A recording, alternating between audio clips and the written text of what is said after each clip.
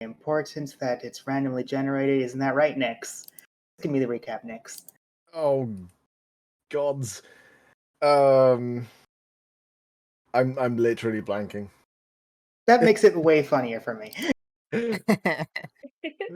This is bullying. No, it's randomly generated bullying. There's a difference. It can still be bullying. God damn. Someone give me like a hint to start with. I'll probably get the rest of it. You got drunk. Yeah, we started drinking. Oh yeah, there was a whole lot of drinking. Mainly to celebrate something. It was. Sure. Nope. Rev tagging. Okay. We went drinking. It wasn't to celebrate anything, to my understanding. It was just kind of to see if the sake bottle was endless. We spoke with the Tandem Imperium. We retrieved sand and VD from the vineyard. We made like 3 people guild members. 6 Oh, yeah. showed us her very cool gun and destroyed our hearing. Hell yeah. Oh no, your hearing was fine. Just people with keen hearing that got screwed. That's right. Yeah. Navali and Rev either learned or were learning cool Scarlet-related spells. And 6 helped Butcher, and then Butcher left. Also, I don't technically have keen hearing. Yeah, but I'm counting it with your 19 passive perception. Rude.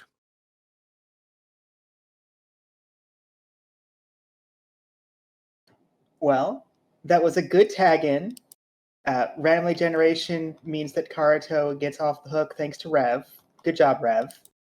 Does anyone That's have how the anything they'd shield like to Avalanche add? works.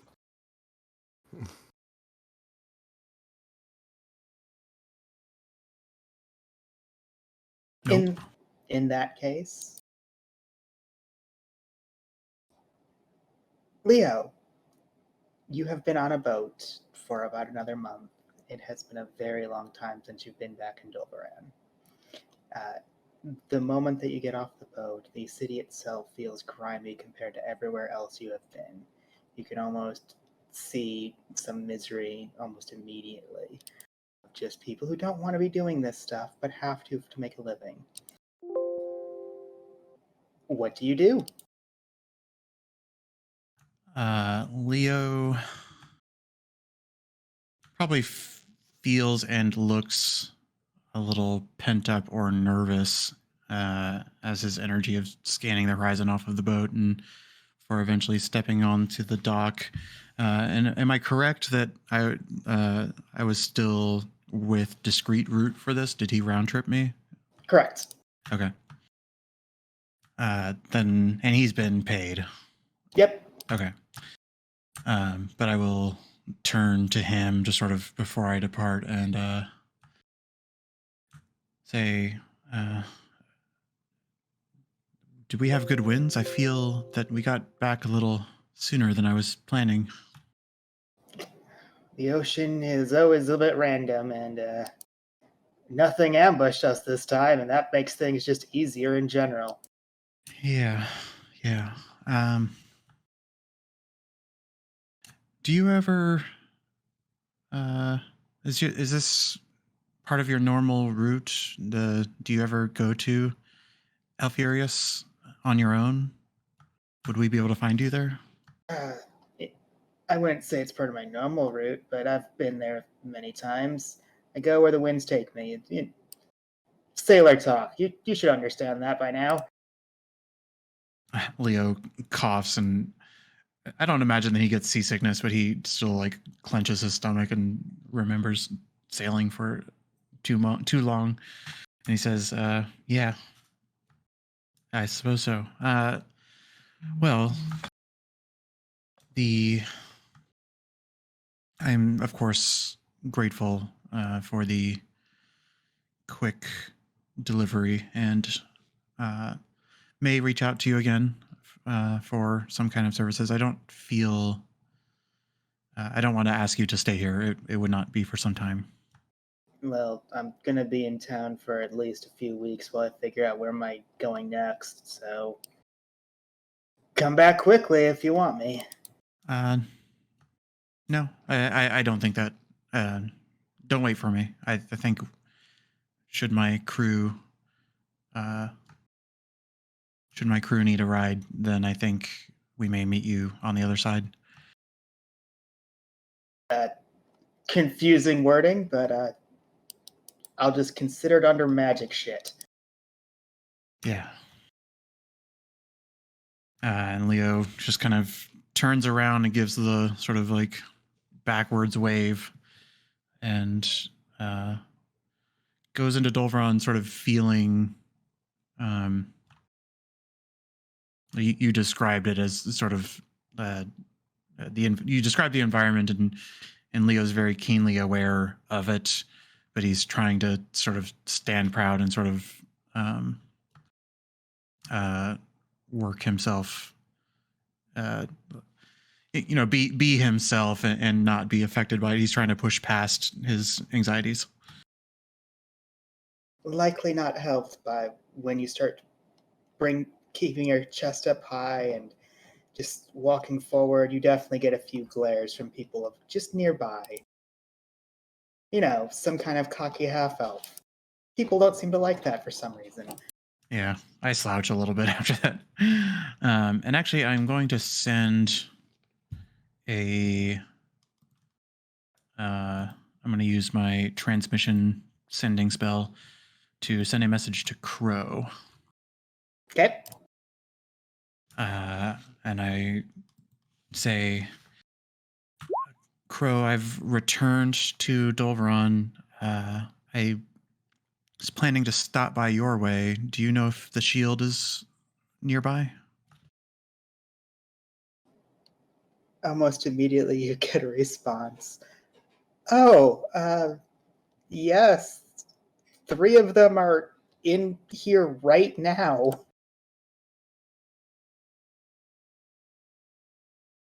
So I imagine several of them heard my voice for the first time in a long time. Out of nowhere.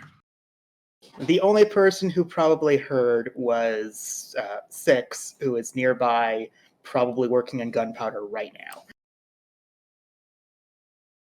Can I roll perception for that? You may.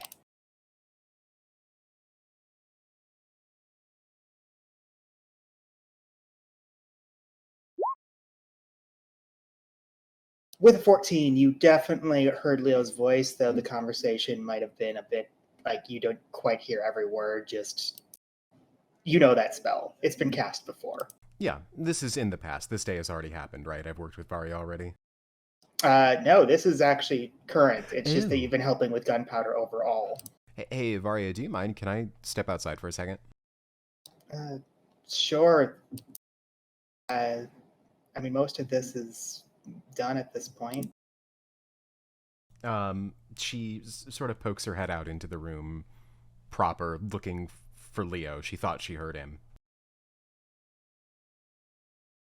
It is still fairly early in the day. There's not many customers outside because it's early. You just see Crow just opening a book and completely ignoring you. Huh. Sorry, never mind. I'm good to keep working, Varia. I thought I heard something. Not knowing where Rev is, I'm following up with another message to Rev. Rev, you're probably trying to learn that spell again. Is that correct? I would say so, yeah. Would that be in proximity to others, or do you... Navali would be right there. Okay. A message comes into you, Rev, which Navali would hear. Well, first of all, do you accept the message because you have the Ring of Mind Shielding? I think you would. This is a collect call from... I have returned to Dolveron, and I'm... Crow said you all were around, so I'm heading to the Tan Imperium and hoping I can find you all there. See you soon.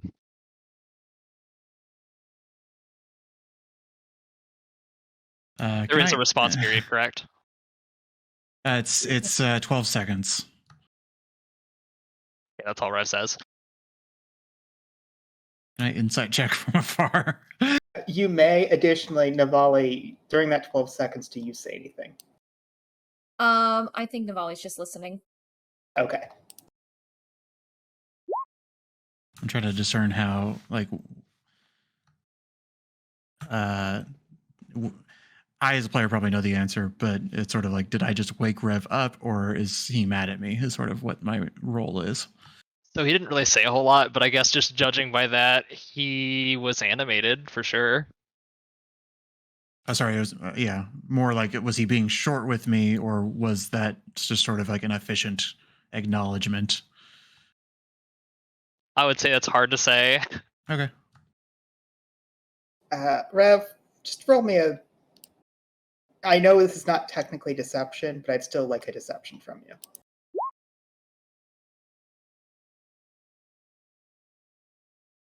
It sounds as if Rev was in the middle of something. It's probably the best thing you got from there. Okay. Leo will make his way. I imagine I think it's several hours away, or an hour at least, to get to. Yeah. Yeah, but he's made his presence known, and so he's imagining he can just walk right in. But he's sort of like, you let me know when I get there if people want to do stuff. Yep. Rev, do you actually gather everybody? I think. Well, Navali heard. I think Rev would look to Navali first and just kind of judge her disposition. Hmm. I like to think that Navali has a uncertain sort of look on her face, but we'll look to Rev. Right. Uh, I'm going to go greet Leo. Would you want to all meet up with him later, or do you want to come with me? I will go with you. I believe it might be good for all of us to go speak. Should we get the others then? Yes, I believe that would be a good choice. I can go get them if you would like. Very well, thank you. Navali will go do that. Is anyone doing anything special they'd like to do before they get gathered for this? That sounds like the answer is no. You all gather. Can I ask, for the purposes of awareness, when you say everybody, are we including like Permilia, Tuchiyuki, whoever else? Is Sand still with us at this point? Sand is still there. Yeah. That is a good question, Navali. Who do you gather? I'd say I'd at least gather Perm, but with so everybody in the Shield of the Outcasts. Well, I guess also includes Yoshiyuki and everybody. The core group in Perm. That's who I think she'd grab. Okay. Funny enough, Permilia was trying to showcase how to accept missions with VD at the time, and just tells VD, find something, and we'll leave her there.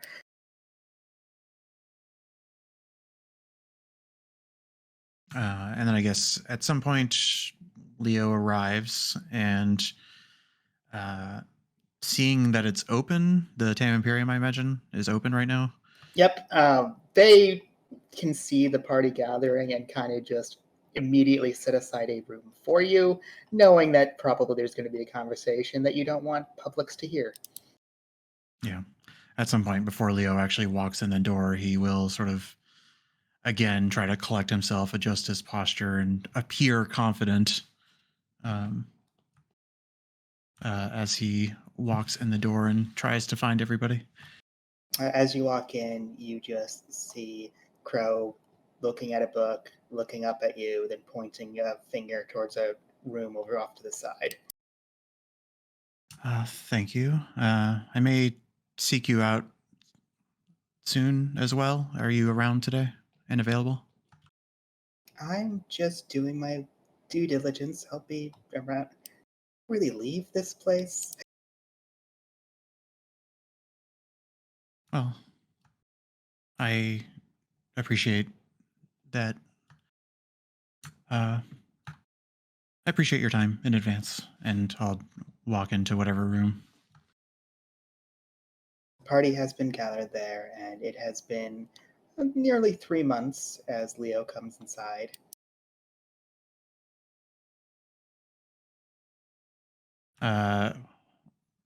Before he says anything, he just wants to get a vibe check from the room. Insight check. Oh boy. Yeah. Oof. No Oof. one has to say anything for that vibe check. He walks in and just acknowledges that everybody's there, but he has a look on his face of sort of trepidation. And he just sort of says, it's good to see you all.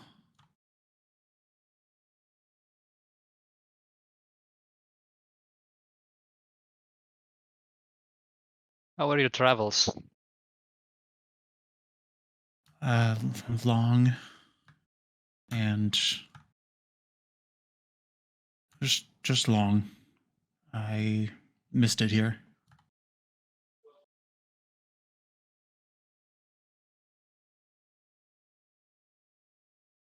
He looks down at everybody, and not that I imagine people can trace where his eyes are going, but he does. You sort of see him looking at everybody's sort of like chest armor area, and he's acknowledging that everybody has like badges. Am I interrupting anything? Were there plans today that you've made?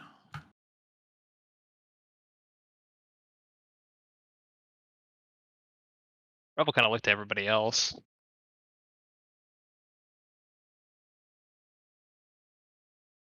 Slasher kind of shrugs.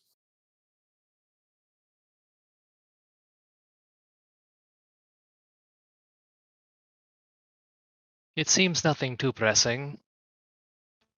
Would you like to speak first, or would you like one of us to speak first?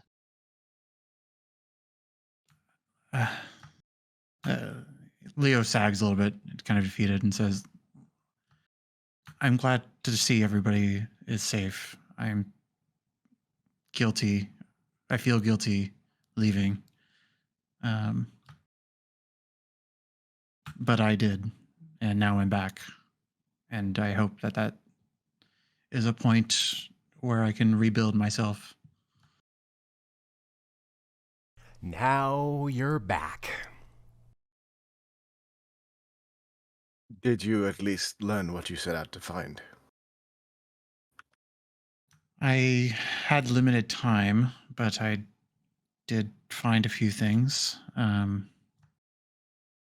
mean, I was on the ocean for a collective 2 months. I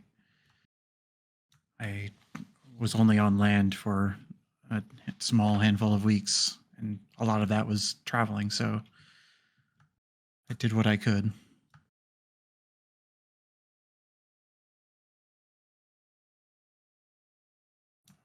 Leo looks towards Fiona because he doesn't know your name change yet. And could probably get an easy read off of your face, but we'll ask, have the nightmares continued? Nope. None at all? Nope.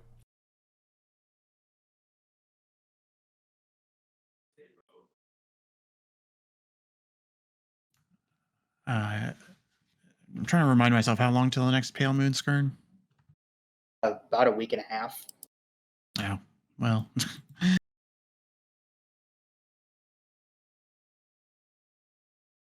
Well, that's a good sign, although I know that I've expressed my concerns over the moon cycles. I think it would be wise to move towards the Savage Lands if we don't have another mission.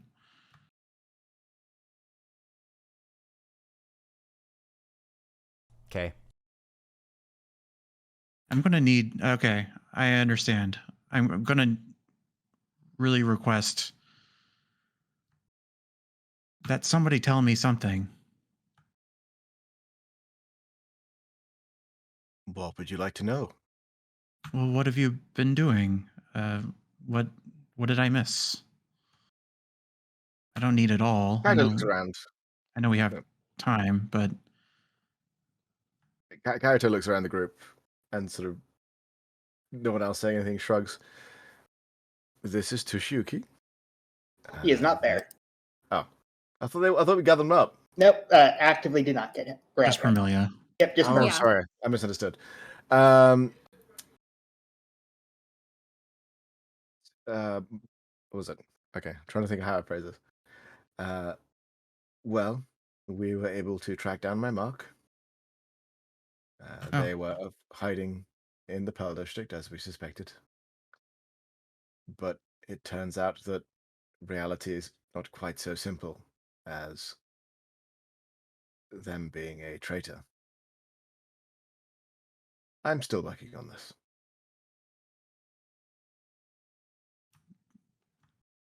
I'm them being, I hear, not having been. He nods. They're currently residing in one of the rooms as a Ah. member of the Shield of the Outcasts. Oh. I'm trying to remember if Vermilia has been given a badge at this point also. She has a badge on her, yes. Okay.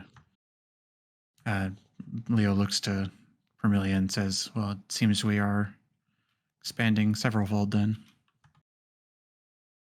I'm sorry I wasn't there to welcome you, Vermilia. It's quite all right. It's been a very confusing few months. They broke my sword. Oh. And you seem good with that? It's much better than the alternative. It's very long few months, and it's hard to know where to start. I don't expect to get a... I can't ask for anything, but I would love the chance to speak with each of you in time and to hear things that I may have missed, things that you may wish to share.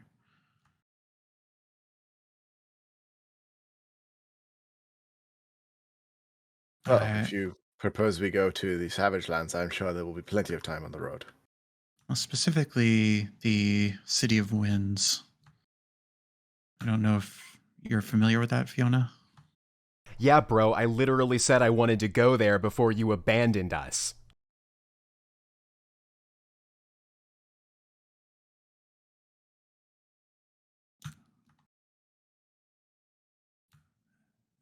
Your brother, right? No. Oh, sorry, that might have been an out of character flub. Wasn't it? It was a relative?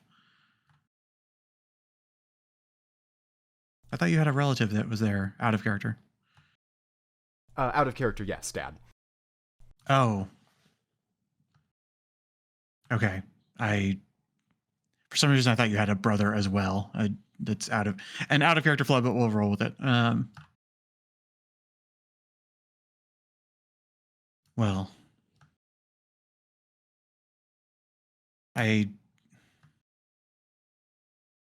it's the right direction. All right.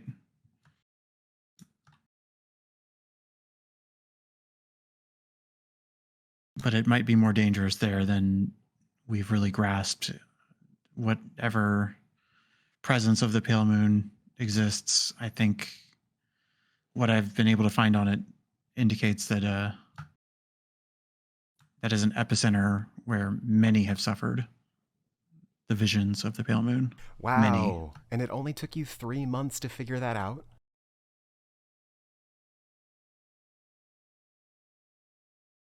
Do you want me to leave? Actually, yeah. And where should I go? I don't give a fuck. Let's break this down, perhaps. I think there might be maybe some misunderstanding. I left in order to try to find a cure for your condition because I was Leorin. concerned. Leorin, let's talk about the circumstances in which you left. Poorly, I know. I regret it. Okay? Well, beginning with, first of all, you said you were doing this on Six's behalf. Did you ever talk to Six about this?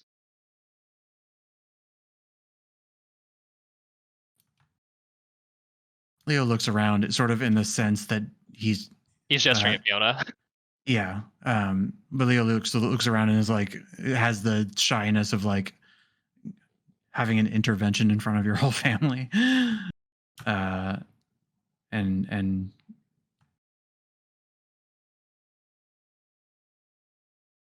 I did not ask for permission. I did what I thought was right. Correct. You did this of your own accord without discussing anything with anyone. You did it swiftly. You did it because you disagreed with what we were going to do. After calling out our mission and our, let's say, reason for being the Shield of the Outcast. Is that correct? I did what I thought was right again. I thought we needed to split up. I didn't want to. Maybe deep down, I needed time to think about everything that we're doing. But I left because there were so many priorities. And even in the 5 minutes I've been here, you've shared all sorts of stuff that you've done. And what I've gained, I hope will be useful. And I've gained much, not as much as I wanted to, but I did have limited time, as I said.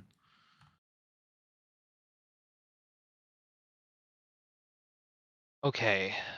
For now, you are back. You suggested speaking to everyone on an individual basis. I think perhaps that might be a good idea because I'm going to tell you what I need right now, and that is I need to calm down. So I am going to leave. If you want to speak to everyone individually, I would suggest that, and we can catch up and exchange information and perhaps take care of some tensions, let's say. And Rev will get up and he will walk out.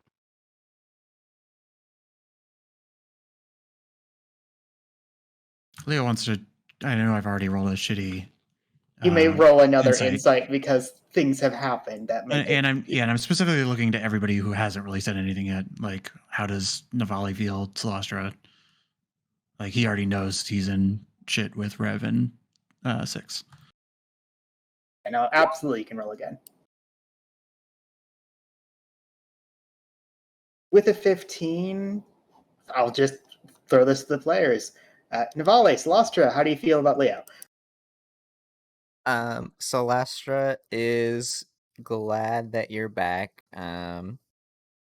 Maybe not sure exactly how to feel at the moment, but she's interested to know what Leo learned on his journey and what he can share with us.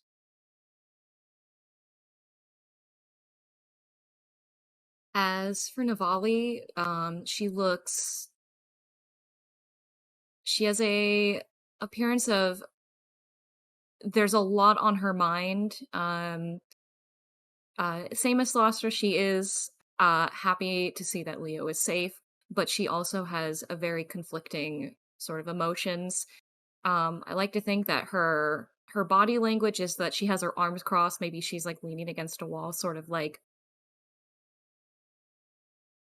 maybe turned away a little at times.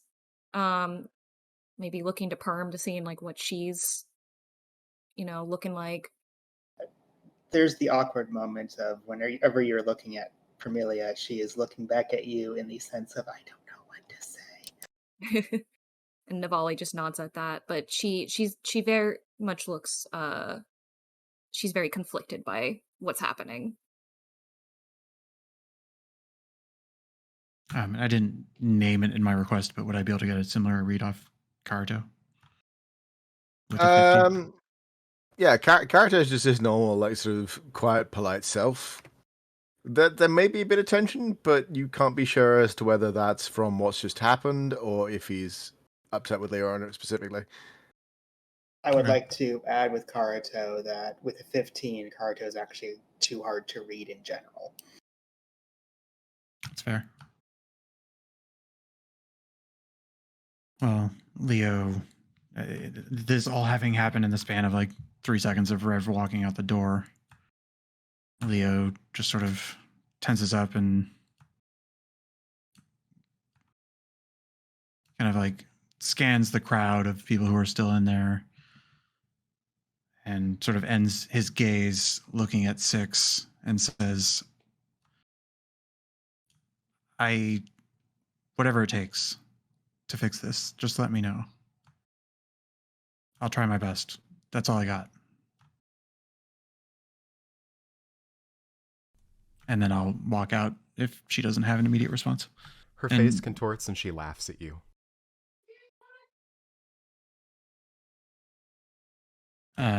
And then Leo will just find it's like he wants to make himself available, but he doesn't want to hang out in the same area that Rev might be hanging out. I think Rev would have gone out on the town. Okay. Leo will just pick up a table at the Tan Imperium and hopefully one that he can sit and commiserate in for a little bit.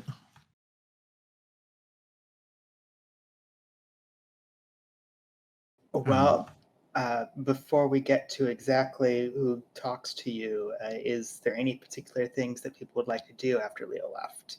Any conversations, or are people all just going to kind of leave and figure things out?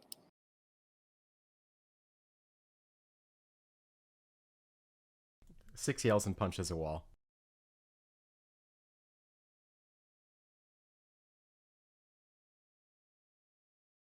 Six, roll insights.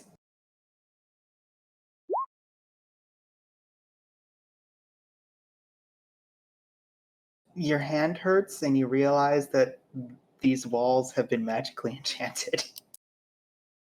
It doesn't help. It's just that's the first time someone's attacked one of these walls.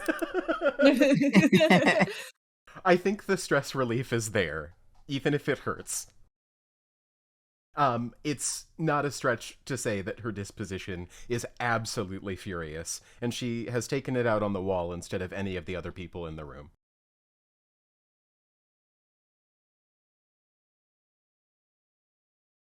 Karuto takes his sake bottle off of his belt and offers it to Fiona without a word. She looks at Karuto. It looks like she's going to snatch it.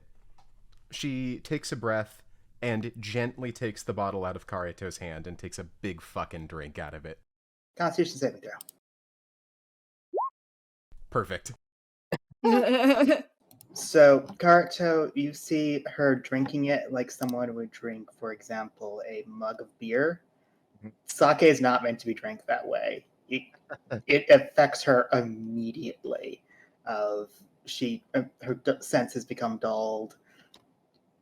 Almost instantaneously, you can tell she went from tipsy to almost drunk in under a minute. That's probably not going to feel good soon. Karuto just politely takes it back as if, like, that was what he was offering. She gives it back.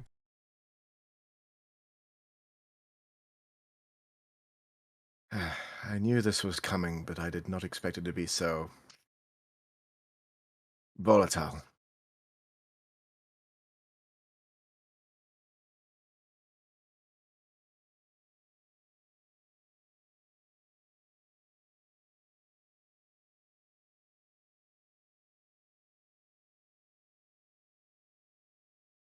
Would I know I don't have a lot of right to speak because I don't really haven't talked to him as much as the rest of you, but I think I might just excuse myself and keep helping VD for a bit. She's looking directly at Navale. Do you need I help? No, no, I don't. Please. Uh, uh, go do what you would like, Perm. I think I'll be okay. Please tell me if that stops being true. Of course, I will. Thank you.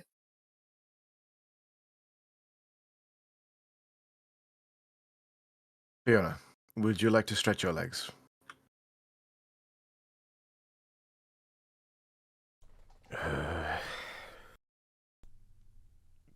Yeah, fine. Character nods and stands, and then walks out, obviously assuming she'll follow. She does.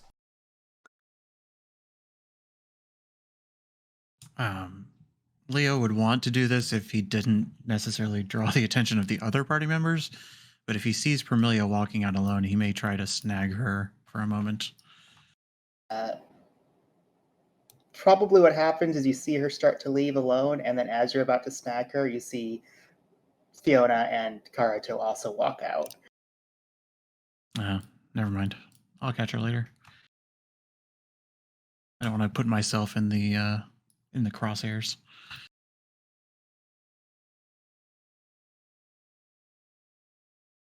Well, Navali, Salastra, do you do anything in particular, or do you walk out as well in a moment? Celestra, are you feeling okay? Yeah, I'm okay. I just kind of seeing how this unfolds. I think other people have maybe more of a stake in this than I do, so I don't want to get in the way of anything.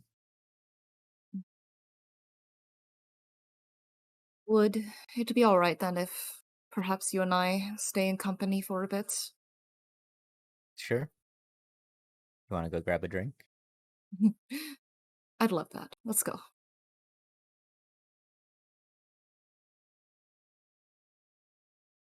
Okay, just because it made me laugh, does this mean you walk outside and grab a different table and drink just a bit away from Leo? I mean, I feel like maybe Celestra and Navali would drink inside, but I guess it's up to Celestra. Yeah. I mean, I don't think that Celastra would make an effort to like distance herself, but I mean, is Leo just like standing there watching people leave? He's not like. It's not like he set up a recruitment table at the college fair and he's like waiting for somebody to come up to him. But he is sort of trying to get the measure of people and looking for his opportunity to maybe have like a small group discussion, if that makes sense. Like he would probably be really sad if he left and he was just alone with Crow. Yeah, So I mean, I think we would just grab a table inside, like we wouldn't make an effort to leave or exclude him or anything.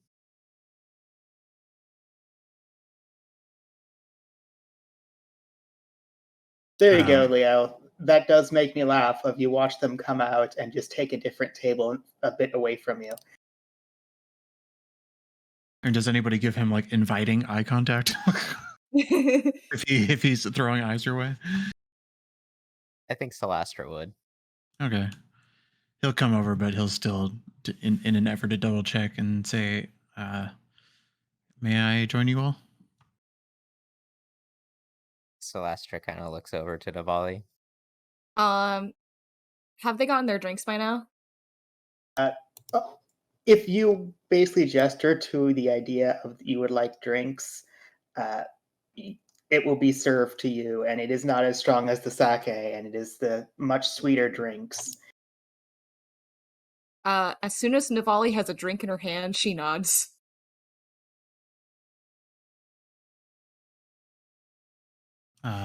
Leo sits down. How bad is it?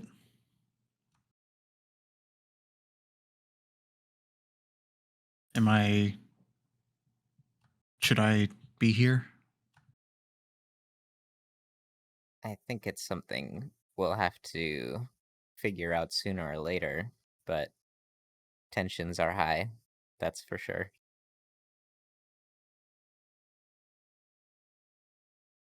Is there anything that happened? I mean, besides me leaving, was there something are there details I'm missing, or do I have the full picture? I think you have most of it.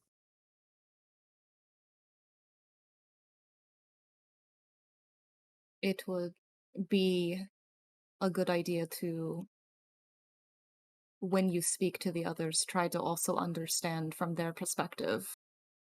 You might have some of the picture, but talking with others individually might also help give you a better idea of exactly our feelings on the situation. I'll give it some thought. Perhaps it's a bruised ego, and I understand if I'm just full of myself, but was my perspective that wrong? To care for my friends and try to find the cure in the one place that I knew it could be? I think your intentions make sense, but perhaps the time at which you chose to leave and the way that you chose to pursue a solution to those problems maybe might not have come across the way that you intended it to.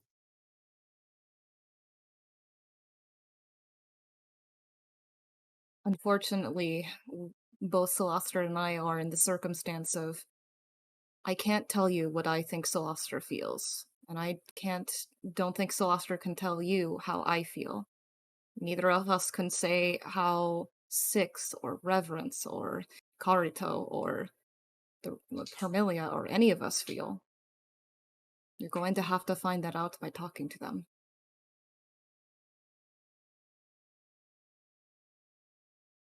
And along those lines, there are things that have happened while you were gone that are going to be hard for some people to talk about. But I think it's best that you learn from them how they feel about those things. Better to hear it from them than getting sort of secondhand information from us. That makes sense.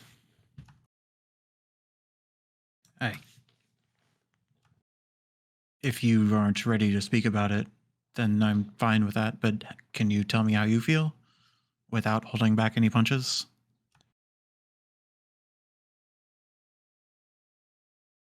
Uh, I I was surprised that you wanted to leave. I hope that the time you spent was valuable and you've learned from it.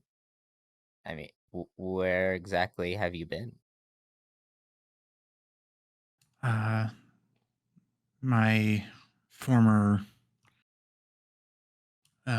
former place of work, uh, which I don't say this in a bragging way, but I just wish to give you a sense of scale. But all of those books in the library and that we saw at the Guild Summit, the pretty large library, uh, that is but a fraction of the knowledge that is housed in the city that I'm from.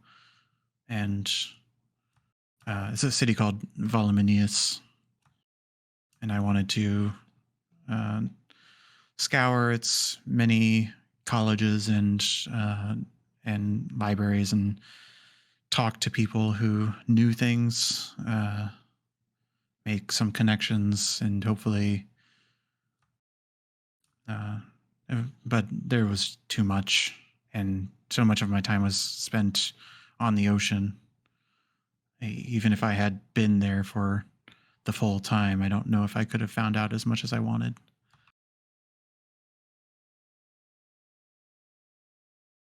Well, what did you find out? Well, my primary objective was the nature of Six, I think you called her, of her dreams. And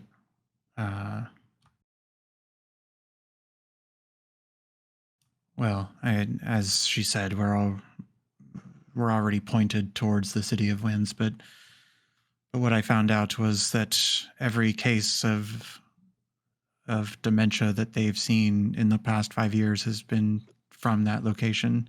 People committing suicide, people killing their own family members, people who are affected by this pale moon that are suffering from this condition that we may only be seeing the beginning of from her. They all came from there. And people who've been there, even the dock workers or slaves and servants, they all seem to be affected by this condition in some way or form. And so it's the origin, perhaps, and perhaps we already knew some of that, but I would hope that at least the knowledge that we're walking into a place where there's danger at every corner and not just the danger of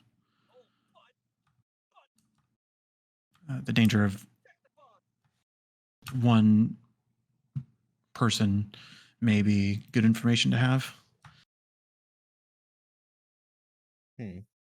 Oh, do you think the cause was some sort of event or a disease, or you have any ideas?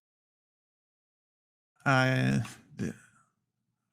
feel like I should share all of the details with everybody, but we had, before I had left,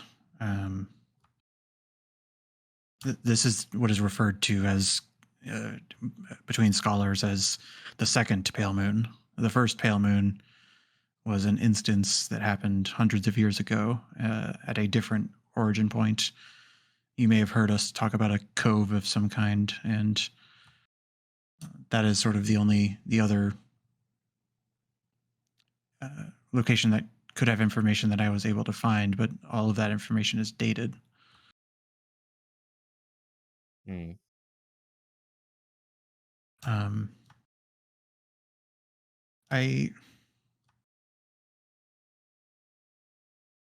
It is not. So I feel, if I'm being straight with you, and I think Six is probably going to call me on this. If that's where we're going anyway, then I may have come up a little empty-handed in that regard. There was somebody back in Voluminous who may have more detailed information, but their schedule was booked, and I simply couldn't get an appointment. But it's possible that I could still, and I do have a means to return more quickly, but coming back to Dulveron would still be a challenge.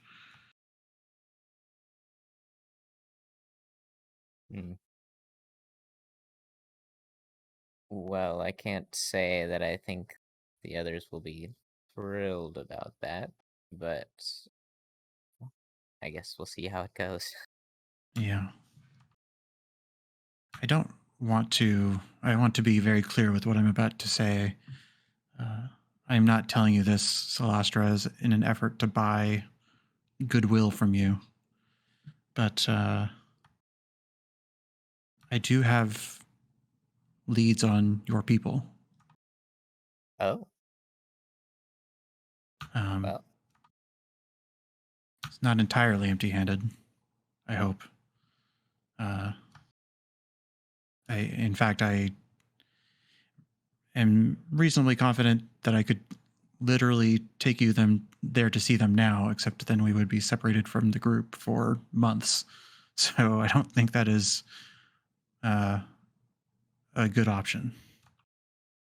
So you know of a location then, it sounds like.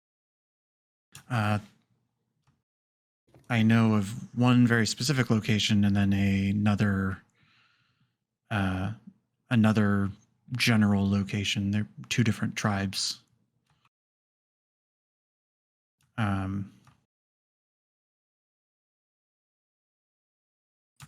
And I will only say this, that the person I was talking to, who's an assistant of the individual I was trying to get an interview with, seemed to have a cautious opinion of your people.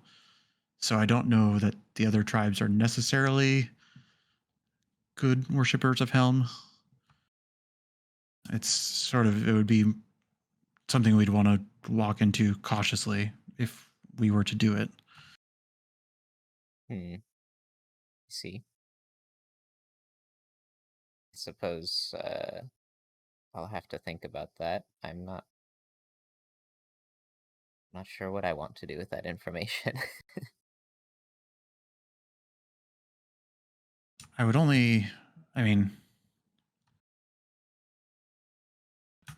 Whether people agree with me or not, and I feel like they may not, I do feel like the matter of the pale moon is the more time sensitive thing.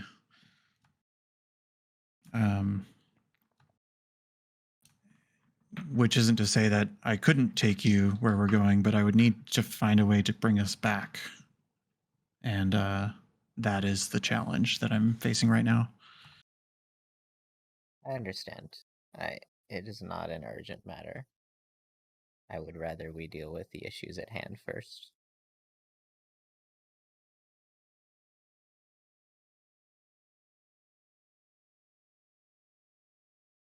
I appreciate you looking into that, though. I'm interested to know what we can find out. Of course. It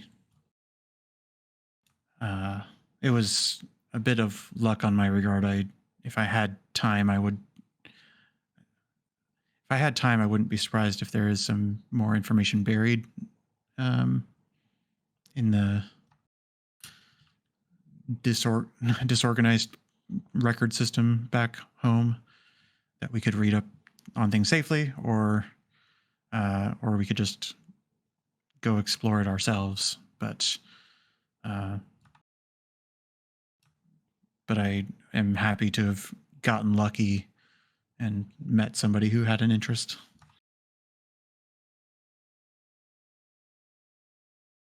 Excellent.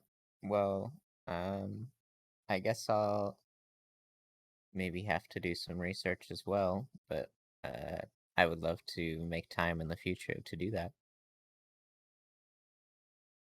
Good.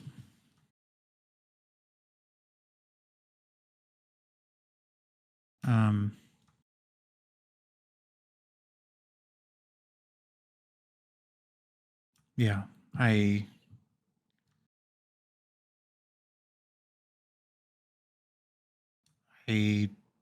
don't know where. Forgive me. I don't really know what else to say. That's okay. You don't have to say anything more, I don't think. It will just take time.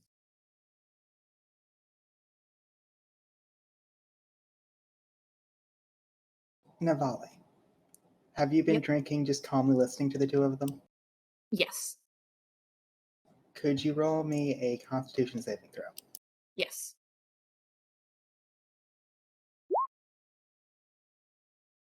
As if sensing the tension as the group left and some of these conversations, you realize very quickly that the drink that has been poured for you was intentionally more alcoholic than it's supposed to be. You may be as drunk as you'd like with that revelation.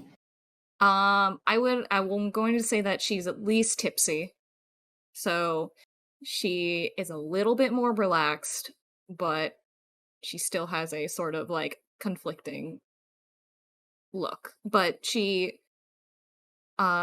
is with the intention of like keeping to herself and giving Celestra and Leo the time that they need to speak.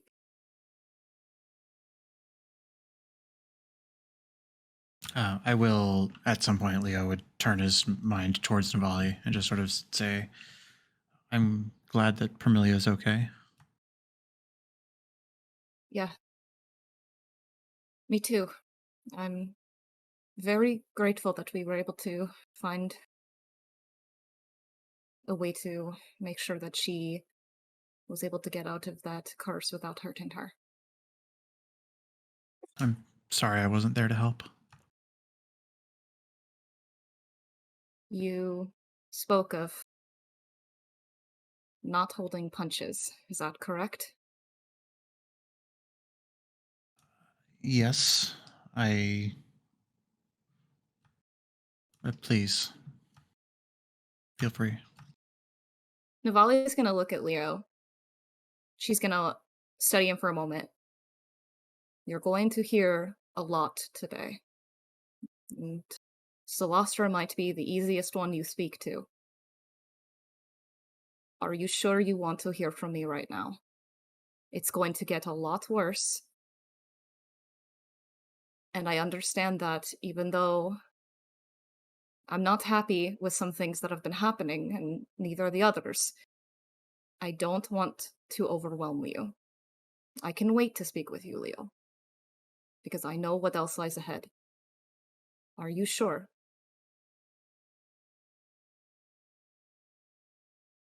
I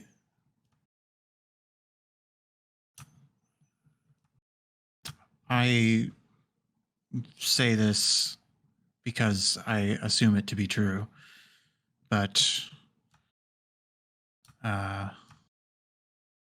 you all gave. It appeared that you were all very willing to give deference to reverence to lead the conversation when I first entered the room. I am no longer a leader, and frankly, I never was. And I think we all know that. And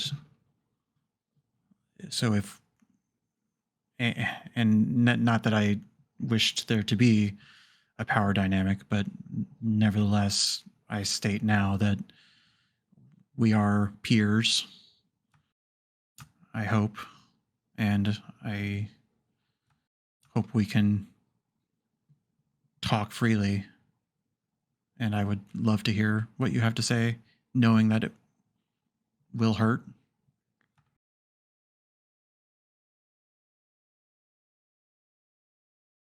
Navali looks at Leo for a bit, and then she looks back to her drink, kind of staring into...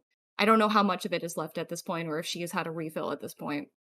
I'll allow it to be a refill at this point. So it's probably about like halfway, I'd say. Yes. She takes a very long moment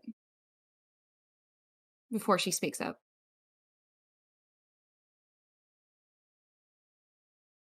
Do you really see me as a peer, Leo?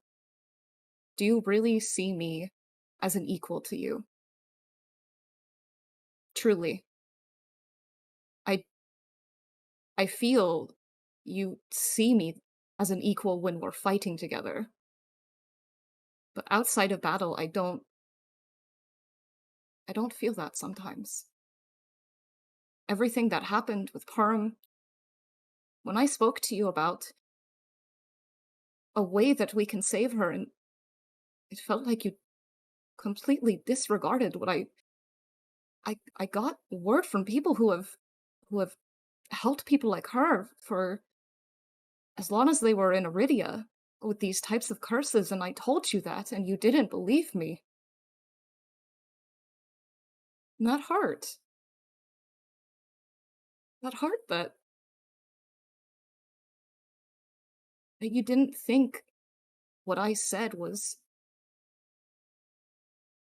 worthy of being listened to. I don't feel like an equal with you. I want to, and I want to feel like that. Because I see you as a peer, but I don't think you see me as that.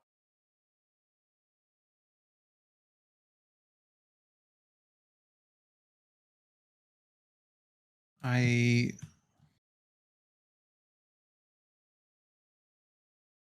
not making excuses, but if it's okay, I'd like to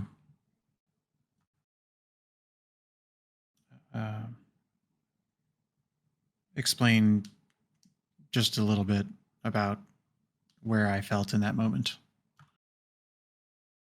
Saying in advance that I was wrong. Mhm. But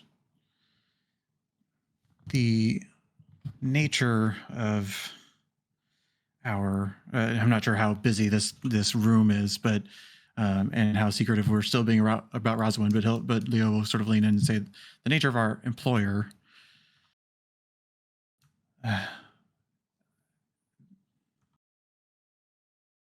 being thrust into and forced into a position of power over people because one person wants a clean face to put on for the rest of the guilds. Let's throw the elf in to lead all of these people who are constantly belittled, prejudiced, taken advantage of in Dolveron. Of course they would pick me. Of course, she needed a face. I hated it. From the first day, I was bargaining with her, trying to find some way to secede the the deed to the winery. I was trying to give it to somebody else. And constantly, time and time again, I was told no. That I needed to be the leader and that I had to be the face and that I was expected to keep this family we've created together. If I gave it up, the guild would shatter, or at least we wouldn't have a building, but we wouldn't have the support of our patron who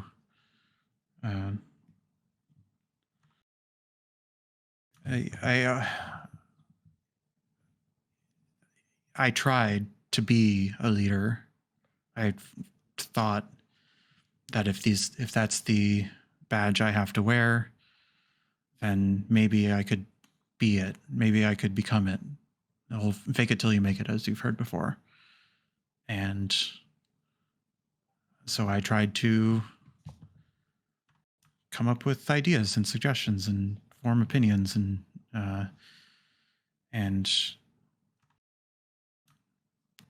I'm not a leader, Navali.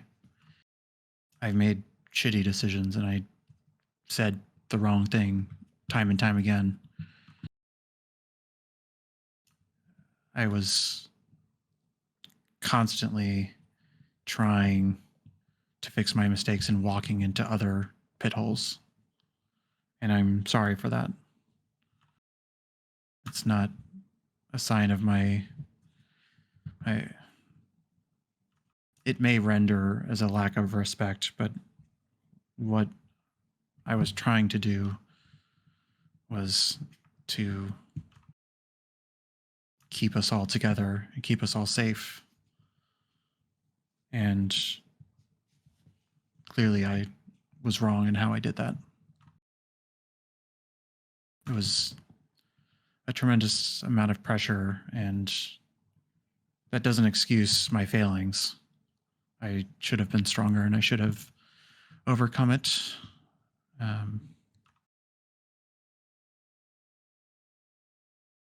And I didn't. I ran.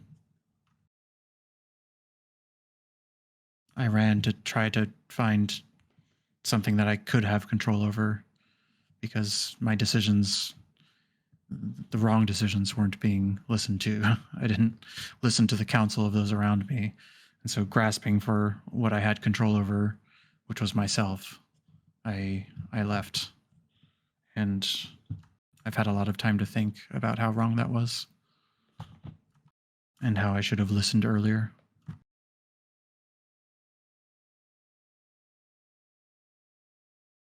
She listens to all this, and her ears kind of twitch a little at the sort of talk of running and in general. And she keeps her eyes on her drink. There comes a time when running is never going to be the true answer. I'm glad that you seem to have understand why that was maybe not the best decision. It's much easier to run away from your problems. It's much easier to move on and try to face them. It's not always the right choice, though.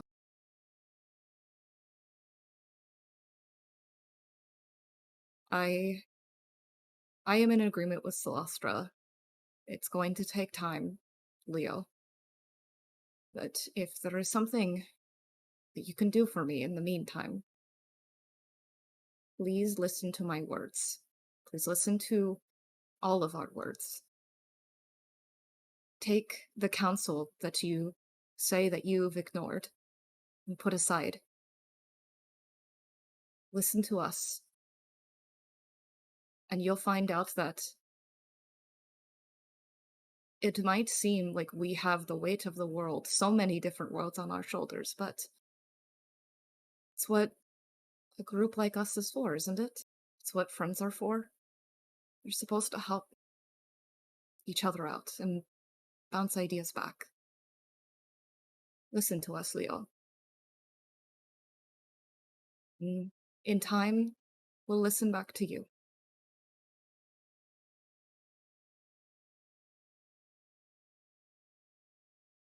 Leo kind of just gives a exhalation, like in through the nose, out through the mouth.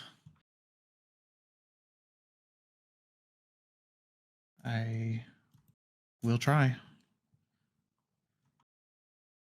I hope that it's not an excuse, but I do say I hope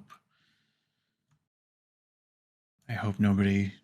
It goes without saying, nobody expects me to be masquerading as a leader from now on. I only really intend to follow at this point.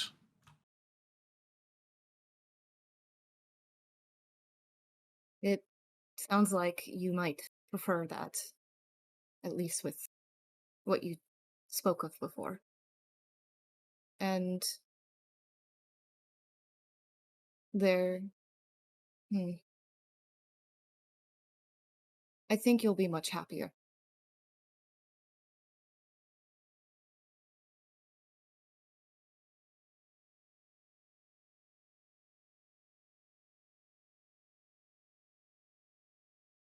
Well, And Navali takes another drink. Oh, I got a bat. I don't think I've mentioned that yet. no. He's like a little bit shocked, like, oh, topic change, okay. I have a bat. Her name's Staluna. She's not harmful. She's very sweet, actually. Good. It occurs to me that I took these with me, and he pulls out the seeds, the plant vine monster seeds that he's had in his pocket the whole time. Was that the seeds from the Metal Temple? Yeah, I should have left them, but perhaps your bat is safer for that not happening. Yes, I do believe you're right.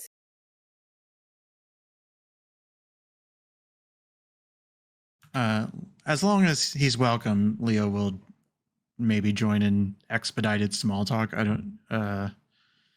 He's not necessarily looking to.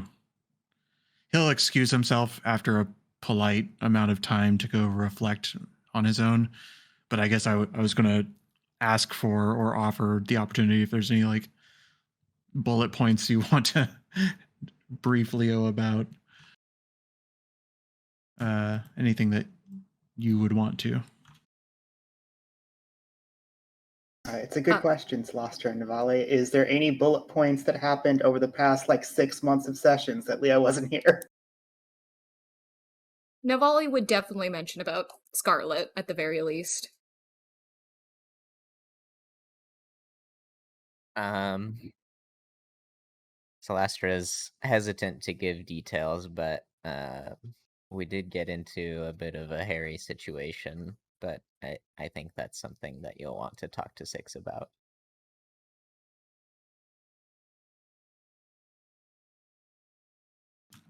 Okay. I don't feel like I have permission to ask her questions at the moment, but we'll see how things go.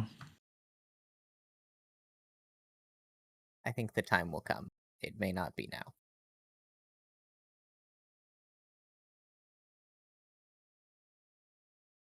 Well, during your small talk, let's check up on everybody else.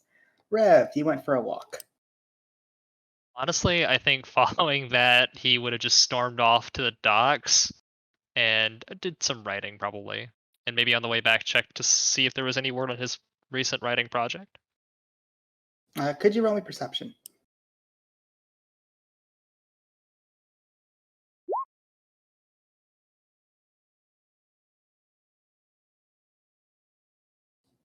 You don't get much word on your recent writing project other than still in the process of, which you're aware this takes a lot of time. It's not something that happens instantaneously. This is fine. Makes sense. The part that unnerves you slightly is while you're writing in the docks, every now and then you just seem to see flickers of shadows in the light that seem to be moving unnaturally. You feel like you're being watched even though you can't seem to prove that you're being watched. Rev will close up what he's doing and go back. He doesn't trust that at all. Cool, that's still several hours of time, because that's a long That's fine. travel. Yeah, that's fine. I know you're checking in with everybody, but I'll just say Leo, if he can surrender himself to a room, he'll try to have a private space and let people approach him if they want. No issues in doing that. But before we get back to Leo, hey Six, Arto, how about that anger walk?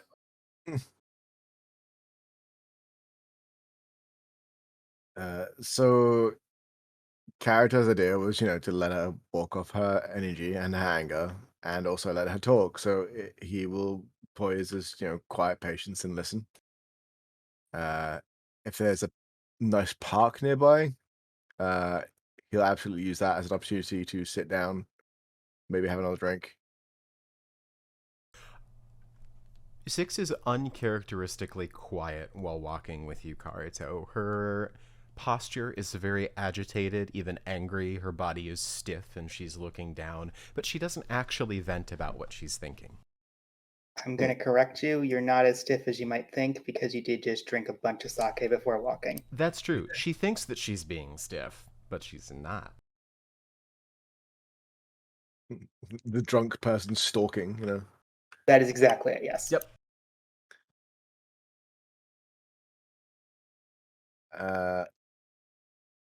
Character is going to look for a park. You succeed. You've been in this area long enough to know where a couple of nice places are. And sitting down, he folds his leg beneath him and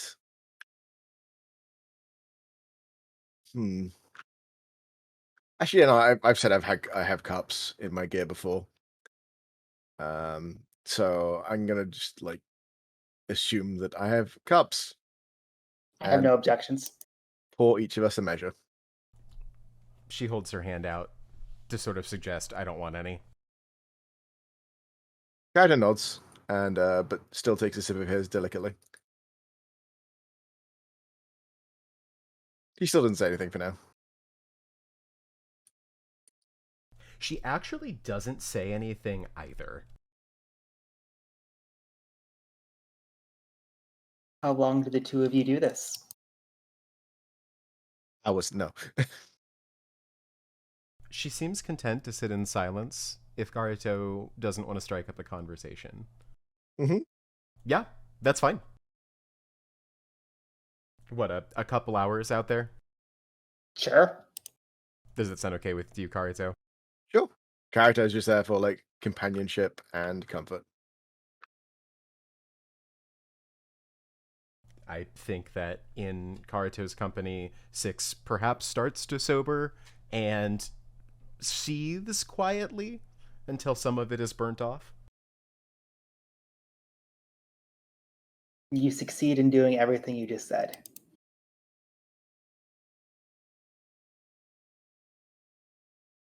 I'll ask, do you also head back after you seethe for a bit? I look to Karito.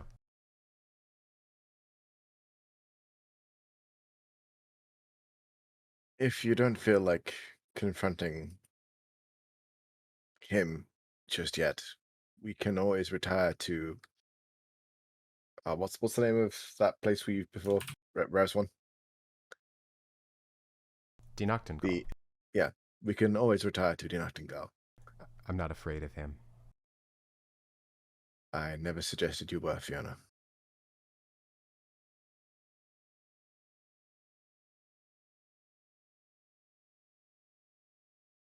No, I'm not gonna go away. I'm not gonna sleep somewhere other than the rest of my friends because Leo came back. He doesn't get to have that kind of power over me.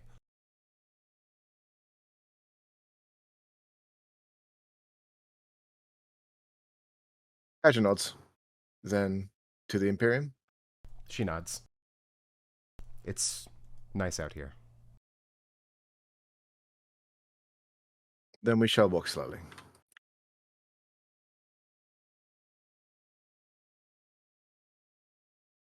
She does. Very well. Despite the fact you walk slowly and take your time getting back, you'd still arrive around the same time Rev does. Rev went much further away and did many more things despite much shorter sentences.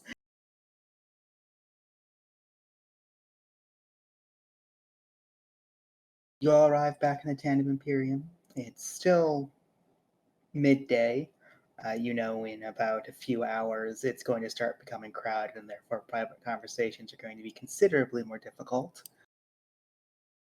Celestra and Navale, I assume that you're still on your own table, even after Leo left to get his own private room. Likely just talking to yourselves. You may correct me if I'm wrong. No, I think that that's makes correct. sense. Mm-hmm. With the party regrouped again, what would you like to do?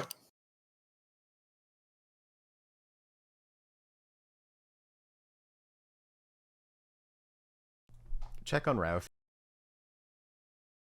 I was looking at Navali. Is she noticeably drunk? I would like to say she probably drank a little bit more. So Then yes. Training's off for today. Rev. sorry. Oh no, it's understandable. Rev, you know Linnell's still available. Maybe not today. If Six is looking at Rev, Rev will look back at Six and he'll actually just ask, "How are you doing?" Better. A little more sober. I went on a walk with Karito. It was nice.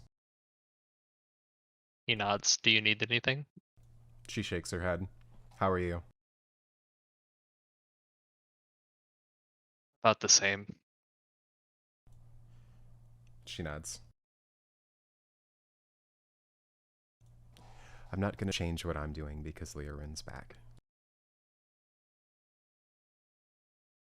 Good. You shouldn't either.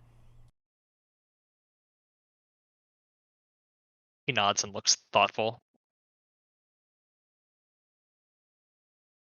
Thinking that she has made her point and that it has been received, she sort of gets out of Rev's space and just is casually around.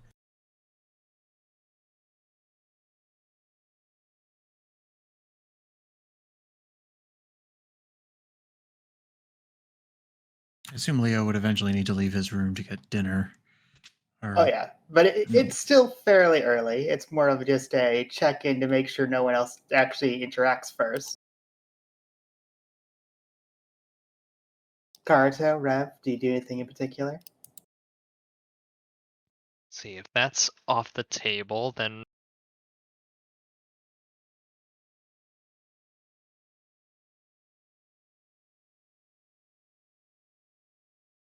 where are our guests? Is VD out working right now? VD and Premilia are, well, Premilia is essentially showing her the works, therefore out. Yoshiyuki is currently just staying in his own separate room in this place, but has essentially been going, this is tense and I don't know exactly what's going on. I'm just going to stay the fuck out of everything. And where is Sand? Sand would actually be with VD just because you needed him to do something, and Premilia kind of went, I'll just make sure that VD's protected. Okay, if Solastra and Navali look like they're finishing up their conversation, then he might ask Solastra if she wants to accompany him to go see Linnell? Maybe? Sure. Just in case I hurt myself again. I see. Sure.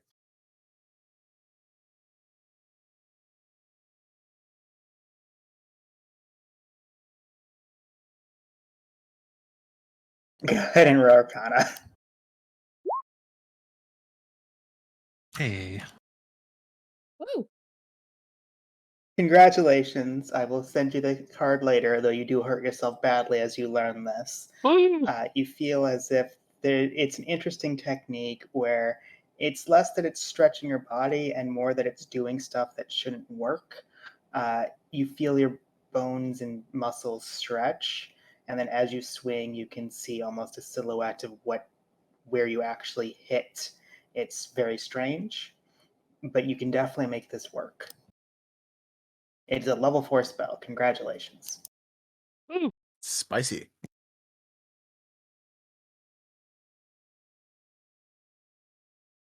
And Karuto, do you do anything in particular? Nope. And it's sort of a weird situation for him because, like, everyone is mad at Leon. Well, I say everyone. Whereas Karuto's sort of emotion is more sort of like disappointment. So he's not like really trying to get his own headspace. He's more just trying to like be supportive. So he's just like around and like making idle small talk with people when and if they want it.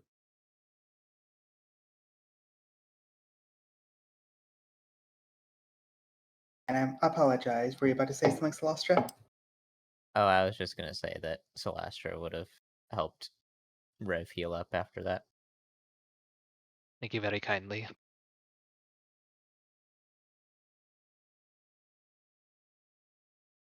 Just mark off a level 3 spell slot, just in case I decide to ambush you in the middle of the night. Very good.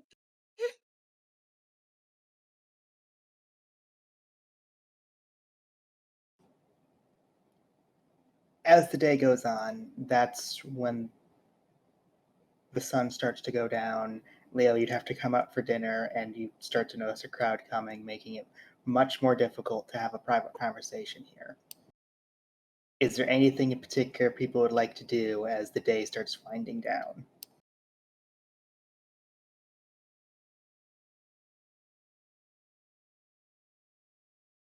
Is Perm back?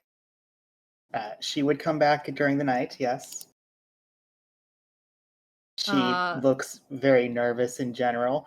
Hold on, wait, no, I'm realizing something. You're in the Tandem Imperium. She would not come back. She is sleeping in a different inn while you're staying here. Does Navali know that? Yes, Navali definitely knows that. She also knows why. Navali also knows why. um, Whoever is probably not busy, maybe talking to Leo, Navali might need some help walking to the hotel. Or not the hotel, but the place where she's staying with Firm. Does anyone I try to see. have a conversation with Leo this night? I'm imagining that he came out and awkwardly sat at whatever table people were sitting at. And I don't know if they're, it's not a restaurant, so I don't know what the food situation is, but he would be among the people. The food situation is extremely basic. But does anyone try to kick Leo away? I suppose I should ask that question too.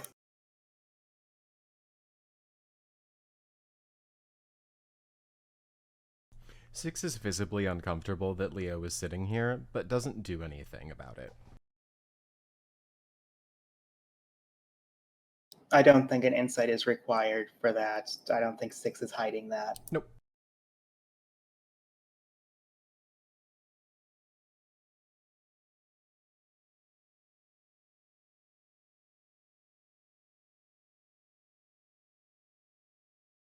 Leo doesn't really, he's solemn and quiet, and so he's just sort of, if people talk, he'll listen, but he's just kind of there for now.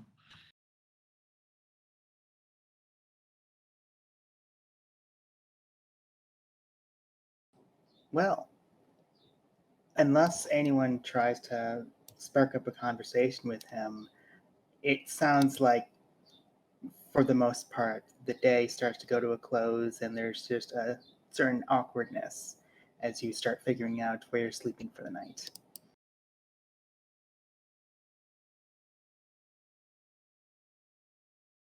I suppose I'll ask, does anyone help Diwali get back to Perm? Yeah, character actually does. Like I said, he's sort of on like sort of helpful mode. So Totally makes sense. yeah. Also, he can get back if needed by himself. It's true. Probably the best case scenario for this group, weirdly. Yeah. Navali, despite being in a drunken state, is very grateful to Karuto and probably says that multiple times as they're on the way. You're the bestest. Pretty much. Most of the replies are, you're welcome. It's nothing, Navali. Please, please.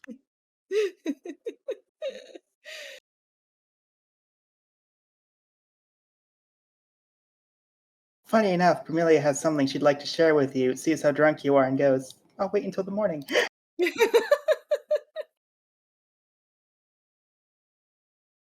Probably for the best.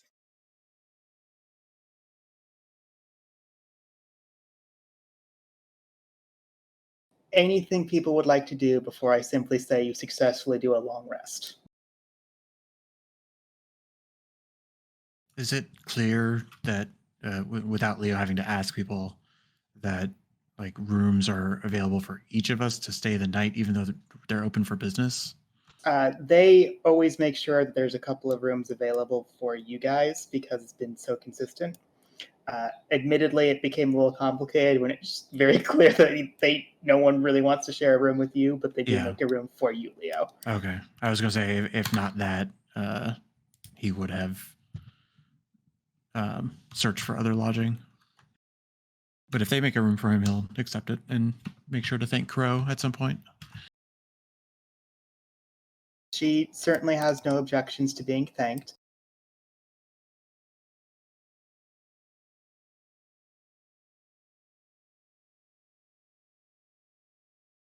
Well, congratulations. You all get a nice long rest. Yeah. Wow. Yay, my level 3 spell slot. Do I need to make a roll to see if I have a hangover? You will need to do that, yes. Constitution? That is correct. All right.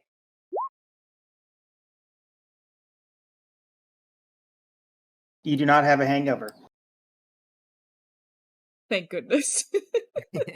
Additionally, Navali, when you wake Yes. up, I'm assuming in the same bed as Premilia, Yes. she is going to go grab a piece of paper, seeing that you are now considerably more attentive, and hand it to you with a concerned look on her face.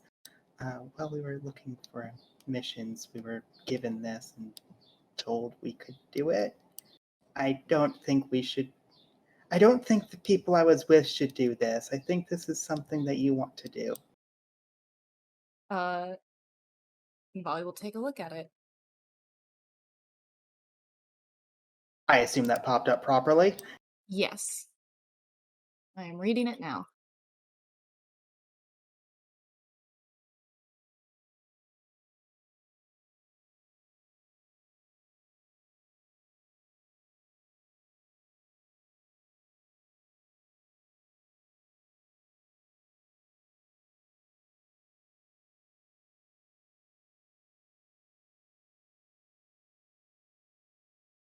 While you've Navali smiles at reading this a little. Yeah, I can't imagine why. Yeah. Do you go regroup with everyone else to tell them about this? I like to think that Navali, at least before they go, takes one look at Parm and says, well, I think I found a great way for all of us to get some anger out. I thought that might be the case. Do you mind if I just make sure that I'm going to call them the rest of the group? Vidi and Tushiyuki don't join us for this, and perhaps do something a bit less dangerous while we figure things out? I think the main group needs to get anger out a bit more. I think that would be for best, Parm. I'm pretty sure that we'll be able to handle this. If you think you'll need me, you know how to find me. Yes. I'll ask the others. I think you're right, though. I think this might be a good exercise for all of us.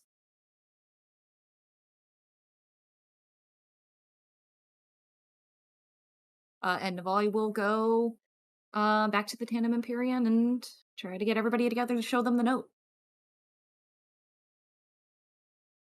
What does the note say? Oh, fine. I'll just show to everybody.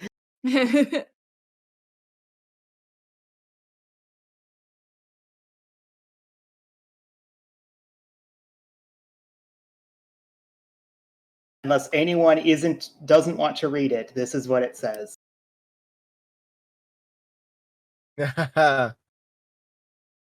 Gosh, I wonder who put that request in.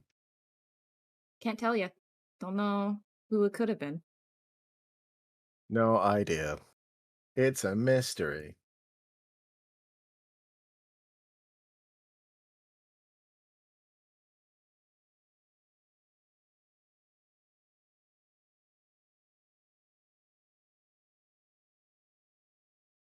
I assume everybody's here and has seen the note. I assume Yep. literally everyone else slept in the Tandem Imperium, so that's not too difficult. So who wants to go fuck up some gang members? Let's do. Navali is already. Oh, I. Perm said that wanted to know if we wanted to bring her on this. I told her I'd ask you guys, but I was thinking perhaps maybe just us.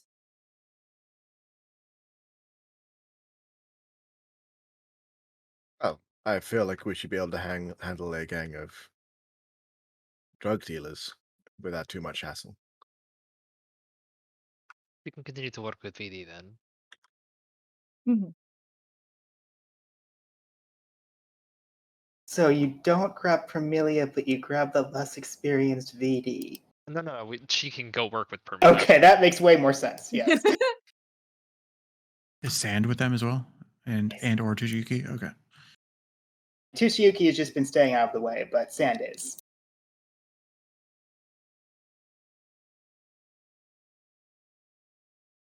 Leo has, because I'm imagining, again, this is breakfast table where Leo has quietly sat himself and not been talking much. but he's sort of getting a measure of people. Like when Navali said us, he was like trying to figure out if that includes him or not. Navali doesn't seem like it included him. I would say so, but like if the rest of the group okay, yeah, Navali would think that this is a good it would be good for everybody to have a joint what do they call those? A work retreat. It's a work retreat. Getting everybody back into uh you know, communication. Very Let off some violent steam. work retreat. Work retreat. Yeah. Killing retreat. A killing retreat. And then this is more of a note that he would make for himself. It wouldn't a missive like this normally be delivered directly to the winery.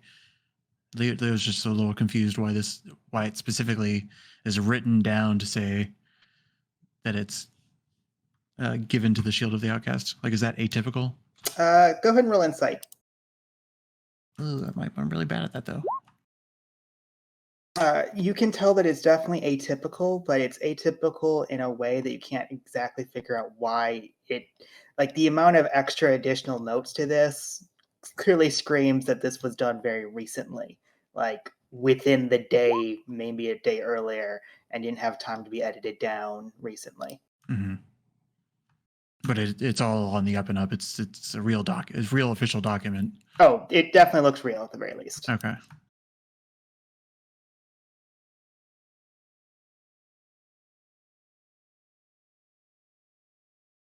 It's the kind of thing where you can tell that if the document wasn't picked up immediately, it would be edited down for certain.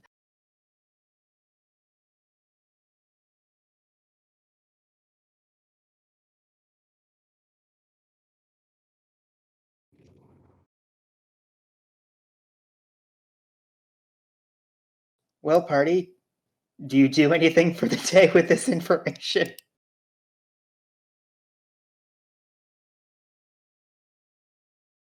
Rev's ready to move on this. How's everybody else look? Oh, Caradoc Navali's is ready. interested. let's go. Can Navali humbly request Celastra to do the thing? Oh yes. That morning, Celastra would use Blessing of the Forge on Navali's armor. Please stop making her AC ridiculous.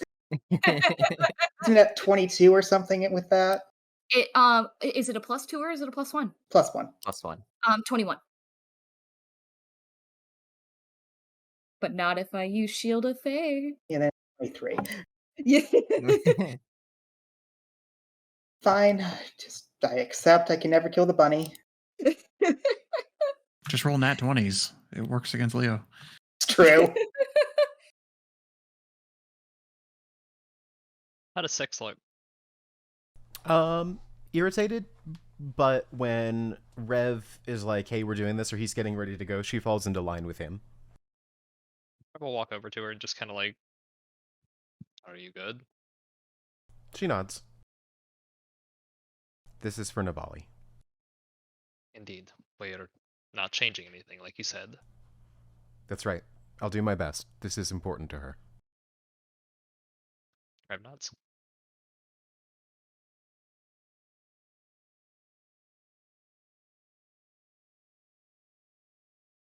Is there any other preparations you would like to do before you head to where this warehouse is marked? It's a very minor thing, but just noting that Leo's armory arm guard is currently in blade mode, not shield mode. In case he needs to kill things, you know? Okay, before we go, she gestures at Leorin. Yeah. What new magic have you learned that will help us in combat? I've plenty. I've grown my skill. That's nice. Can you give me examples?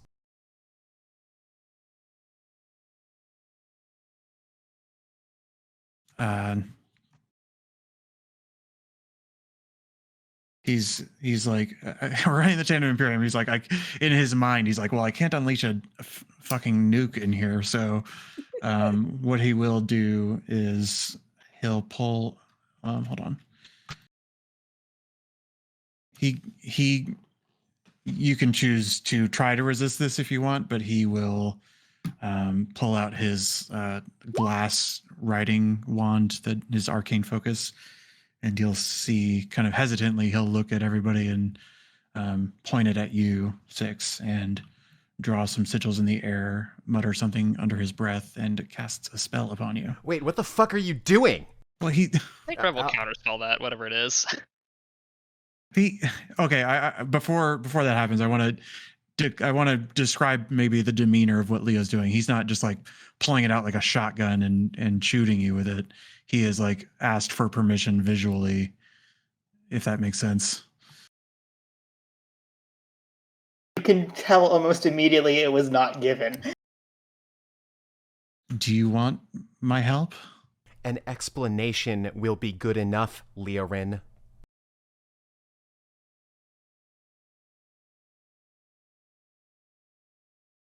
I would rather demonstrate it. Are we leaving or not?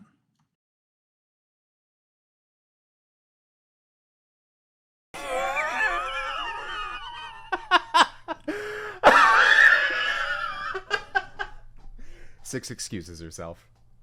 I'm ready when you need me.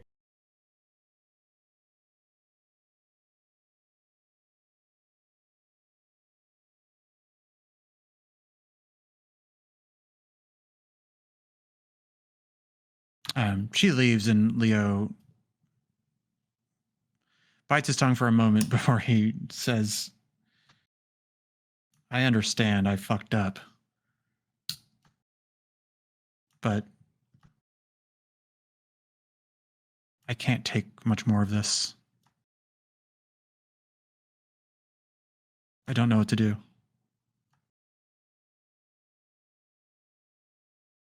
Just an observation, Leorn, but perhaps do not cast a spell on someone whose trust you have broken, at least until it is regained. It was a helpful spell. I wanted to... It's a spell that I wasn't going to throw a lightning bolt in here. I don't understand. You should explain first next time. Trust is the crux of the issue, you see.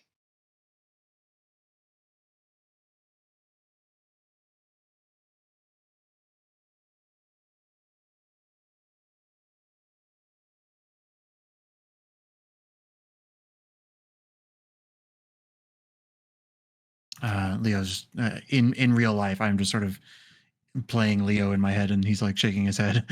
So I should say it out loud. That Leo's just like shaking his head. He has the look of somebody who's defeated. He doesn't know what to do or say.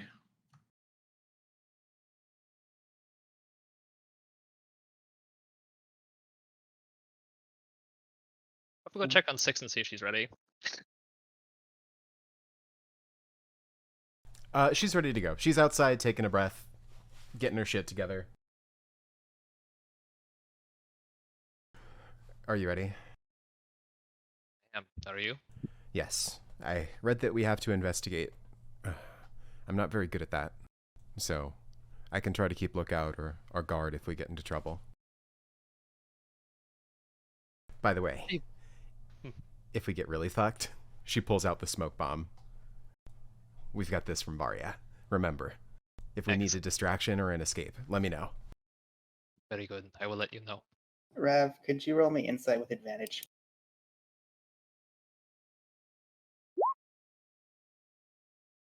I'm glad I set the DC low. Rev, just because she says investigate, you immediately know in your head when you were reading it over. Aggressive investigation is a code word that you remember when you were in the Umbra District. It's when the guards decide to just break into places. I think it could still be useful, but I think we are settling upon Let's say manner diplomacy, if you catch my drift. Oh. Okay. I know what to do. She nods, resolved. Five nods, and he'll go get everybody, and we'll set off. Unless anyone tells me otherwise, you successfully grab everyone and set off for the warehouse. Is there any objections? Just a quick question. At what would I have had to commit to preparing spells before or after reading the note? I will allow you to commit to after reading the note. Okay. I'm just trading one thing out then with that in mind. So you can essentially be combat ready. That goes for the paladin and cleric as well. If Yep. any combat spells you'd like to have prepared, you may switch them out. Hooray. Woohoo!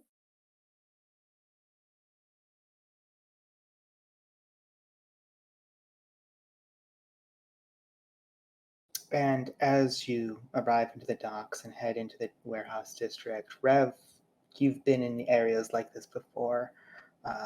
You can tell this is very close to the Umber district in many ways, and you can almost see why it is a place that is oftentimes ignored. The warehouse itself is very large. It seems to be taken care of in one sense that it's not falling apart or rotting, but it's also taken care of poorly. You can tell that the locks are old, the actual movement around the place is extremely sparse, but those with keener hearing, like Navale and Karato, can definitely hear plenty of movement within it. This is also the place where you know if people who aren't supposed to be here wander about, they tend to disappear or get told to piss off or disappear. The area definitely doesn't feel safe to you, but that's probably the point. And before we get into exactly what you do, I would like to take our break. Absolutely. Yeah. Yay.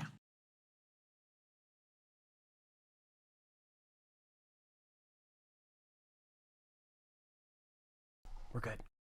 Okay. Before you actually head to the docks, you take a very quick, short break, so this way your warlock has his spell slot back. Six, did you want to do something? Yeah, while we're taking this short rest, I want to skulk off to find what Karito doing. Archer just prepping himself, checking his gear. A little bit of meditation to focus his mind. Karito. Hmm? A thought came to me while I was preparing. The bottle. Are you planning to use it today? Have you used it already? We typically brainstorm, me and Toshiyuki, in the evenings. So, no. She nods. What did you wish to ask? We saw two visions. The Eidolon pearl by the skeleton, you remember? Of course. I wanted to ask, who could we talk to learn how to find that place? But that's not very time sensitive, so if you want to wait until tonight to see what Toshiyuki thinks, I won't be upset. I would prefer to consult with him, yes. She nods. Then I'll hold on to that until it's a good day to ask. He smiles and nods. That sounds reasonable. She seems satisfied with this answer and probably, warms up with some swinging her weapon around. Weapon swingies. Unless there's anything else we want to do during that short rest. You arrive at the docks as I described before. The area itself does seem locked. You do every now and then do see people passing by. It is early in the morning, like 9. You can tell that most people who working the docks and even in the warehouse nearby stay away from this area in particular, for obvious danger reasons. But you're trained adventurers. You work for the city at the moment. Honestly, you'll be fine, probably. What would the party like to do as they arrive?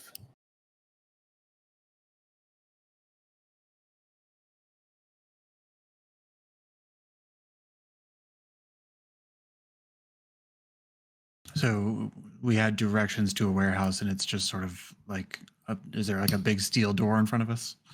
I wouldn't say it's a big steel door, but there is a wooden door that appears to be locked in front of you.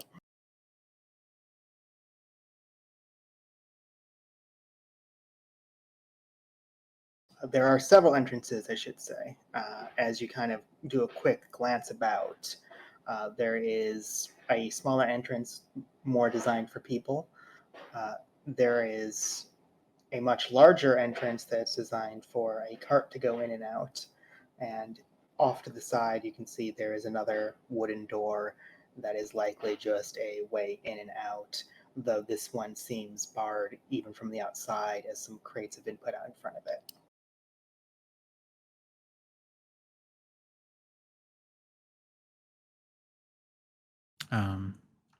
Leo, as this is all coming into view, would probably be in the back of the line, assuming we're not marching shoulder to shoulder, and whoever he deems most approachable, who's sort of in the back with him, probably either Celestra or Karuto. He would ask in a whisper, like, "Do we know anything about the sun's shadow?"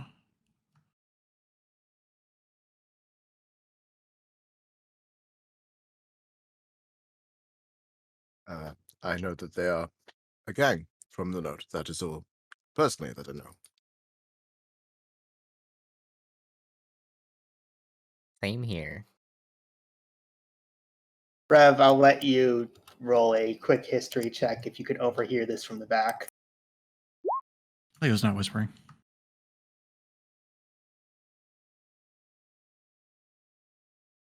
Rev, you are the only person who was born and raised in Delveran, and you definitely know them because every now and then they adopted people from the orphanage. They are largely a dark elf gang. They, in general, do recruit outside of their own race almost entirely to have runners, but the actual people who do all the hard labor and all the actual violence part of the gang are dark elves. Okay, Rev will relay that to the group. Beyond that, you don't know too much more about them, simply that they're mostly dark elves, and therefore you can expect a lot of poison, darkness spells. Sometimes they have issues with light sensitivity.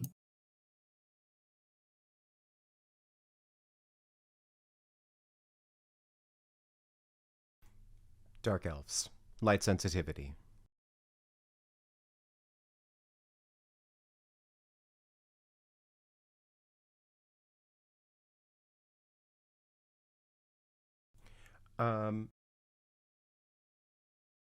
Following up on that question, I don't know if Rev knows this in character. Is that specifically sunlight or light in general? Rev does not know that. Rev does not know that.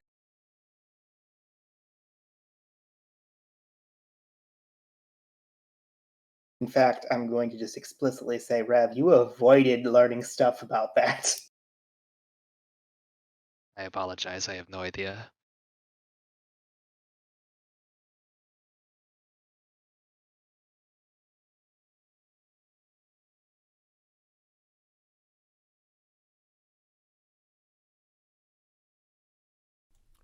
As we approach, Six is taking casual notice of the entrances and exits. This is probably very familiar to Karuto. The motions and where she's looking. Can you just go over the entrances again? Or the obvious entrances? There is one that is clearly barred even from the outside with crates in front of it, and there's two in front. One larger that is designed for carts and one smaller. All of them are made out of wood.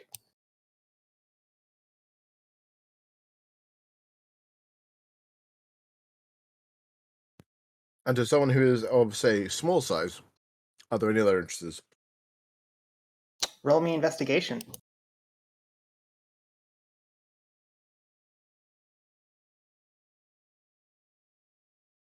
Oh boy, I'm good at this. Load up my character sheet. Investigation. Nice. So, as you do a quick scan about, this will take you a few minutes. Does anyone do anything as you watch Karuto do his magic? And by magic, I don't mean literal magic.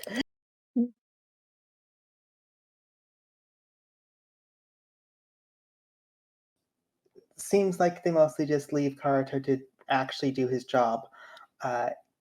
You quickly realize that if you want really small size that you can't do, there are several bits of wood that have been chewed through, likely through rats or mice or something to that degree, that very small creatures could squeeze through, which in your mind does have its own benefits, as it means any kind of gas could seep out that way. Uh, that's the only reason you notice that.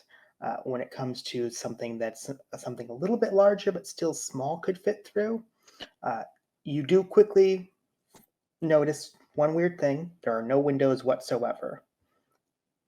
But there is actually a hidden, almost trap door off in the alleyway to the side that is designed for something smaller, like, say, the size of a small child to squeeze through, or a fox.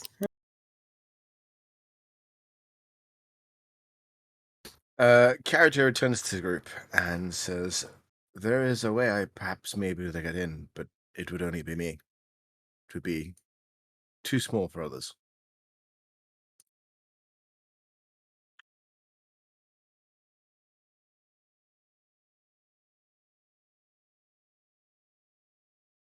Although I'm now imagining the volley attempting to go through there and getting stuck almost immediately. I know her, not even her foot could get through.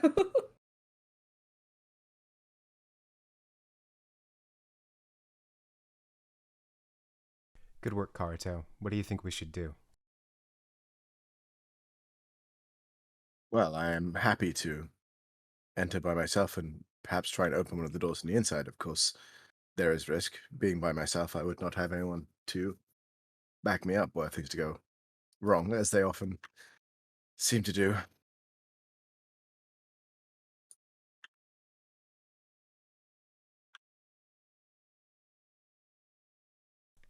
I look to Rev.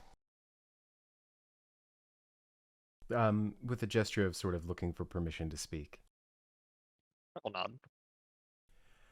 I think if you can get in and take a look around, see what you see, making note of people inside, obvious pathways, but without getting caught, that could be helpful. We don't know anything about the interior layout of this warehouse, and any information will help us know how to attack.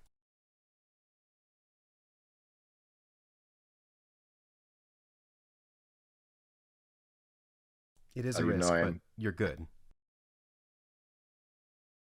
I am happy to do so.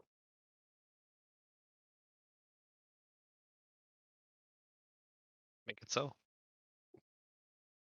Cool. Character nods, and his shape, as it has so often, casually changes to that of a much, much smaller fox. And he trots off.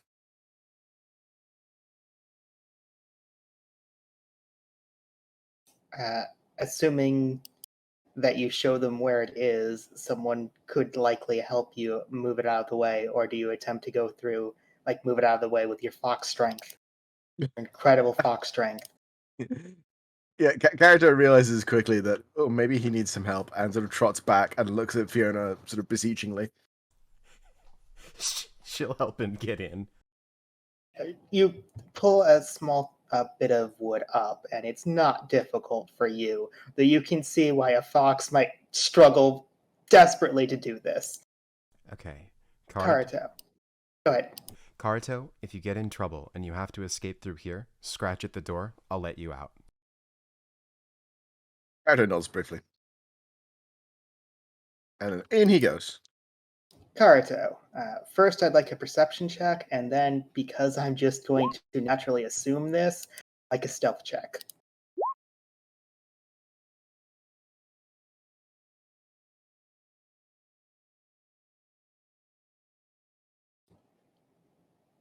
You quickly realize that this area that you're going through is designed as almost an escape route for something, something your size, and has weirdly multiple passageways. You find one that seems to be leading towards a room, a smaller room, and one that's leading towards the warehouse itself. Which would you like to do? I'm going to the smaller room. As you poke your head out towards a smaller room, you do see that there is actually just like a sheet of paper placed in front of where you'd have to exit. And you listen carefully and can hear just ever so slightly this reverberation, just like boop, boop, as something every now and then is hitting the wall, almost in a steady rhythm. But I can't see what it is. No, because there's just visually there is something directly in your way. And you'd have to either tear it off or try to figure out a way to get through without obviously ruining the fact that doing that would no longer be stealthy. But to Yeah, be fair, you are currently a wild animal, so you could make excuses. Make excuses. Ah, sorry, this is the wrong room. Oh my god, a talking fox. Karuto thinks for a moment and then decides that discretion is the better course of valor and will retreat and go the other way. Heading down the other way, there is a pretty easy to push out of the way wooden crate that is light enough that even your fox strength can push it, meaning it is completely empty. Mhm. You can do this with your 18 stealth, and you have no issues getting into the warehouse itself. Looking about, you notice that you are in the back area. Almost directly opposite to you is where you can see with your fox eyes the large door. You can't quite see the small door, but the larger wooden door.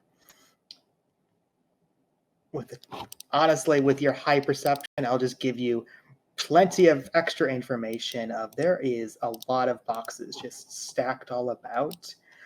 You're not quite sure what's inside of them, but all of them seem huge to you in your fox form, meaning they are probably about 6, 7, maybe even 8 feet tall, and stacked in such ways that it would be actual cover for anyone trying to hide behind them, which could make actually fighting in here relatively difficult.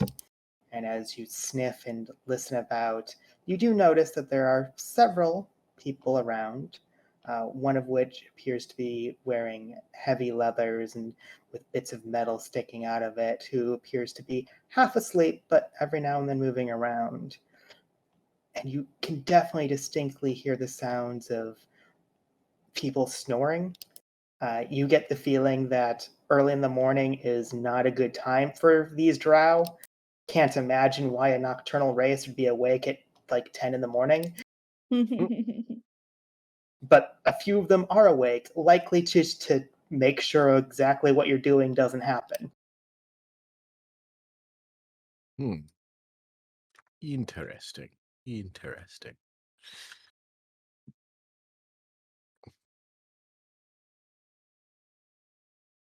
Well, with that done, Karuto is going to retreat all the way back to the party. And 6, you hear scratching. yeah, I let Karuto out. Karuto climbs out, shakes himself to cobwebs and dust, and then turns back into a human. It seems we have come at the right time of day. Most of them are asleep, so if we are able to get in quietly, we will have a significant advantage. The problem being is that there is considerable amounts of cover too. Big crates, enough for pretty much anyone to stand behind and avoid being seen. If we can, perhaps the quietest of us go in first and gain position, and then we attack off that. She nods. If cover becomes an issue, she sort of reaches for her gun. Be careful, we don't know what is in these crates. It could be flammable, and we were advised against considerable property damage. That's true. Still, I might look at the front door and see if we could perhaps open it easily.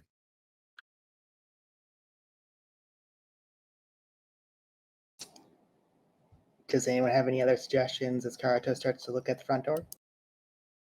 Or are you gonna let the rogue do rogue things? I was just On the gonna. road to road thing. I was just gonna ask. I'm not interrupting Rogue doing Rogue things, but is this place that gets a lot of civilian foot traffic? No, in fact, it looks like most civilians try to avoid it. Okay.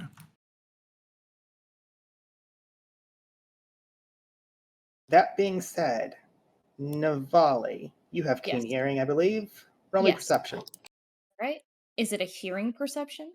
Yes, but don't get advantage. You're only being allowed to do it because of it. Oh, gotcha. Okay.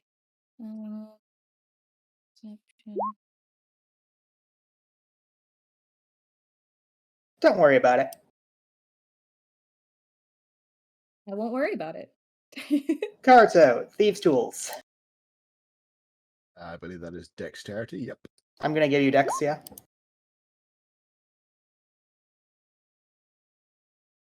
All of you watch with anticipation as Karato starts playing with the locks and just seeing if he can silently unlock it. And you just hear a his lockpick seems to bend out of position and it seems to jam up inside of the lock. It seems just strong enough to prevent him from getting through. He seemed just barely unable to unlock it himself.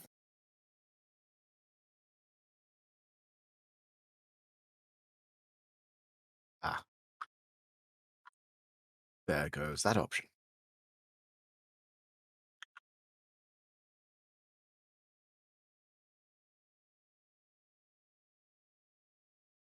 Well, Karato, do you have a plan B? The roof.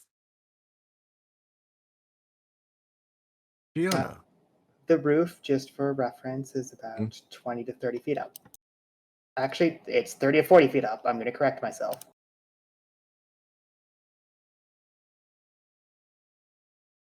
Not to say that would stop any of you people with a goddamn climb speed.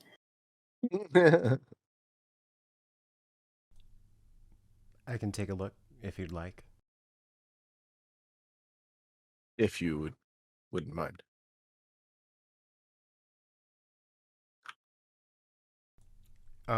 She looks around to see if there's any objections from other party members. Okay, I'll climb up and let you know what I find. I've got rope in my pack if this is the best choice.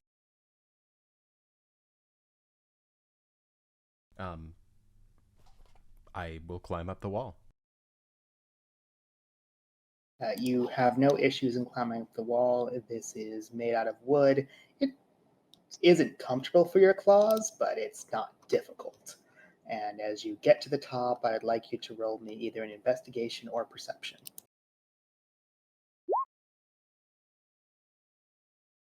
The first thing you notice is there doesn't seem to be any heavy roof damage, and in general, you can tell that it is kept in good enough shape that light can't seem to get in, meaning there's no way that there's an easy access from the roof. Most likely, if this is a place owned by people who have light sensitivity, they try to avoid any issues of light coming in the day, which would barricade anything of such easy access. She nods. Has a look around and then climbs back down, saying, "No, it's a bust, and the roof is pretty solid, too."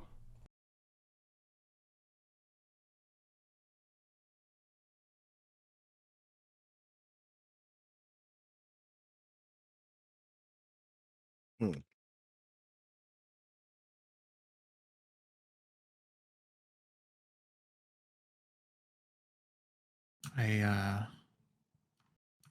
It's not quiet, but I can open doors. Should we come to that option? Did Karato's attempt, like, is it jammed in such a way that no one else could attempt if they had their own set of thieves' tools, perchance?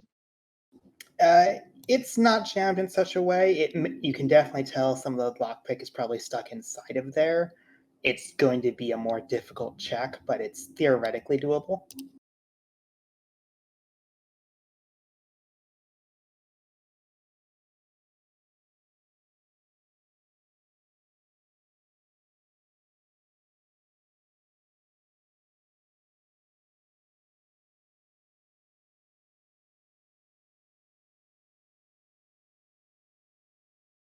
I mean, I don't know. Before we commit to going loud, I would do something like that. But Character wouldn't exactly begrudge you it at all.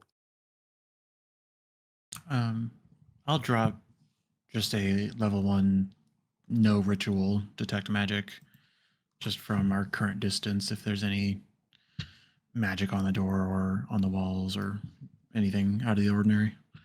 Perception or investigation, your choice.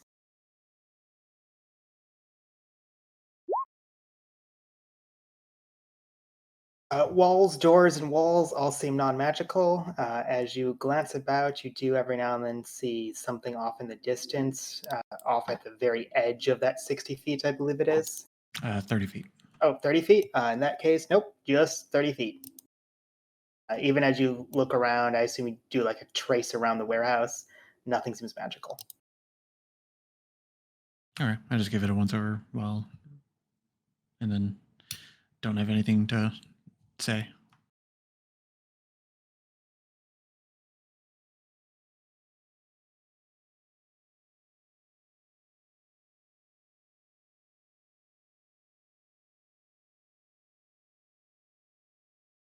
Rev, do you try to do quiet still? sure. Yes. Go ahead and roll me a Thieves' Tools. Also with Dex. Oh boy. Almost immediately, it latches into something in the door, and you can hear an audible crack. It's probably not loud enough for anyone inside to notice, but this lock is thoroughly jammed up now. In fact, you're pretty sure a key wouldn't even let you through anymore. Rev looks irritated.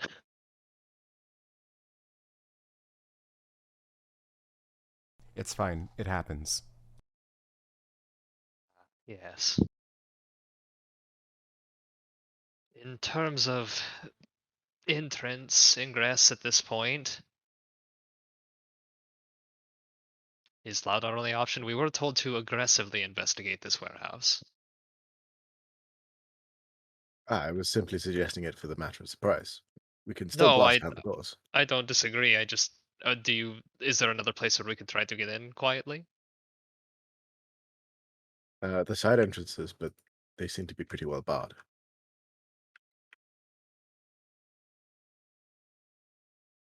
Out of character, I assume something that's barred is like you can't really squeeze through it.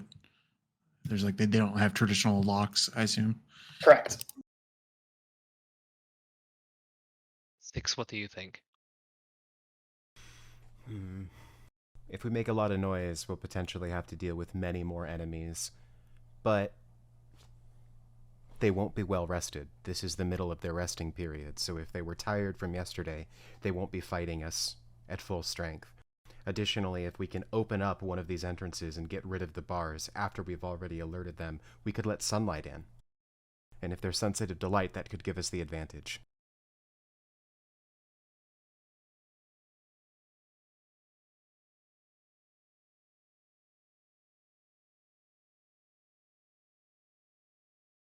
If we Sounds act reasonable quickly, to they me. won't have time to get their armor on. That sounds reasonable to me. How does everyone else feel? Sounds like the best plan we've got so far. Ready.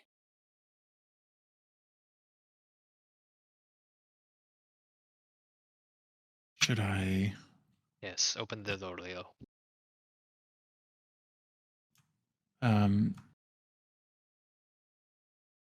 Leo will. I'm trying to get it out of character. I'm kind of asking myself if combat is going to start initially. Is now the time to buff ourselves? But he was told to do it, so he's doing it. He will cast knock upon the door. Well, he will warn people right before he casts it, and just says, "Close your ears." Navali will do that. And then cast it.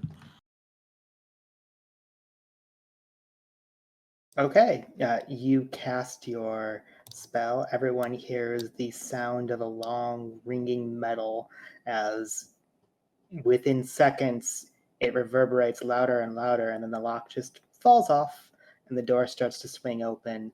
And almost immediately you can hear voices from within, as it definitely echoed throughout the entire warehouse as people start jarring awake, and you can almost tell anyone who heard that assumes something is aggressive happening. You simply rush in. Rev, Yes. you're very scary when you want to be. This is officially sanctioned. Do you think that we can talk some of them down and scare them? Perhaps. I don't know. What would my read be on that? Roll me some intelligence check. I'll let you decide which one. But history? History makes sense.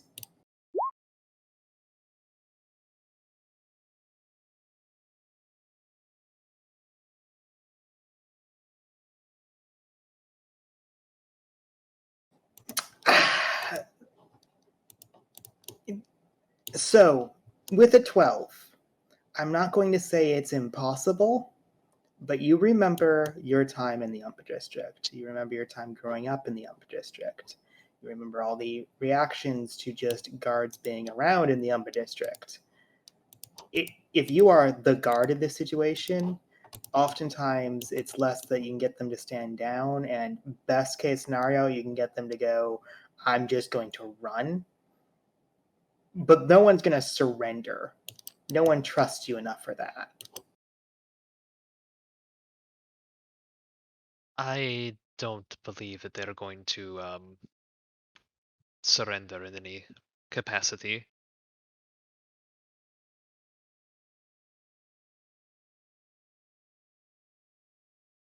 I think perhaps it might be best just to subdue them as fast as possible.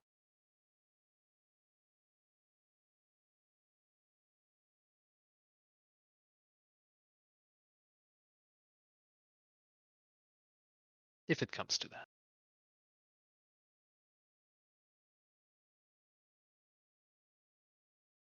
Is there any, like, during this short conversation between Six and Rev, are there like alarms going up on the inside, shouting? I wouldn't say there's alarms, though you can hear muffled voices. Like you're still on the outside of a very large warehouse. You're not hearing the actual words or technically shouting. You can definitely tell that people are awake and stirring and alarmed. But calling it alarms is not quite accurate. It's more like you heard something loud in the middle of the night and everyone starts waking up and you can tell people are waking up. This is over the course of like a minute. You can tell probably if nothing happens, they'll be on guard for at least an hour, maybe longer.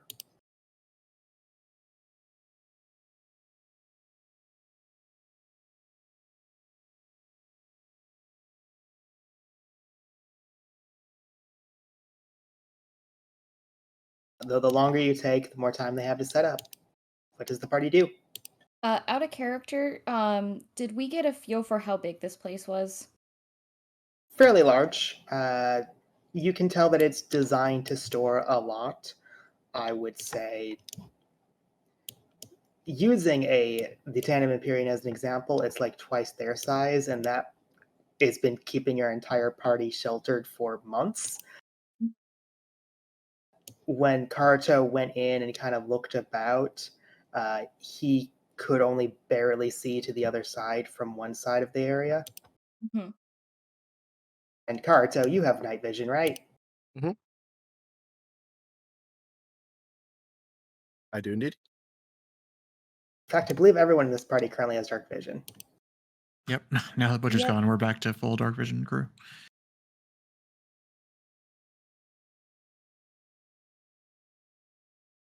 Okay. But it's not like it's going to take like more than like maybe 10 minutes to get to another room kind of thing. Like Oh, no. Like, if you were sprinting, you could probably get to the other side of the warehouse in like 20 seconds. Gotcha. Okay.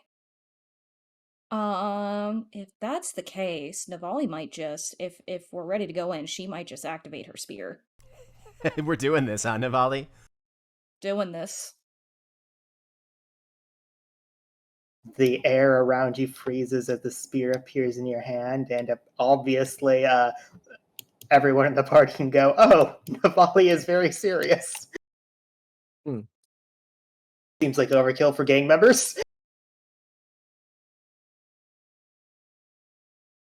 Like I said, a good way to get out aggression.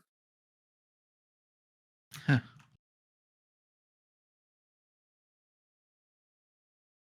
If nobody is gonna stop her, Navali is like ready to start walking in. Let's go. Let's fucking Right. go! Navali is walking in. Okay.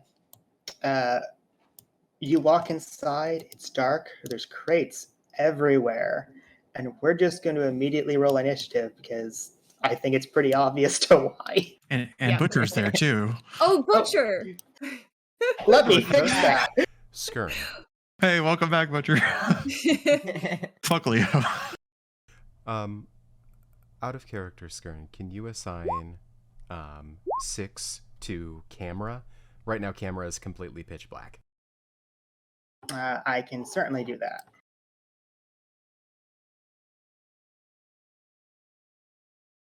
Getting roll 20 because I messed with buttons. Initiative time. Oof, initiative 6. And I presently don't have view of Leo if you brought him back. I have not yet. I was Okay. first fixing the camera issue. Gotcha.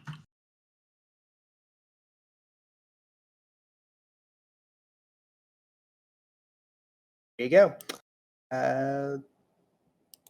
Weird. Leo's token apparently is currently blank.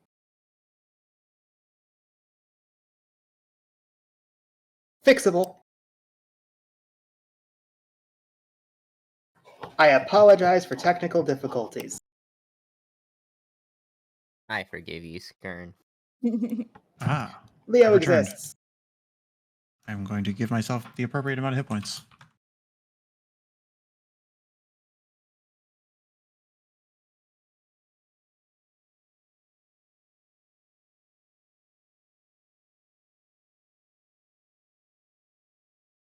So anyway, initiative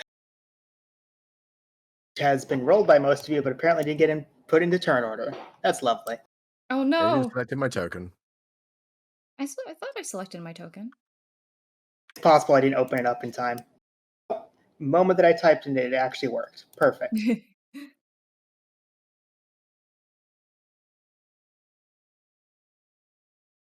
Please excuse me while I go roll for a bunch of the bad guys. And they're not bad people. They're just completely normal people. They're just misunderstood. Misunderstood. They misunderstandingly take orphans away, you know. Sure.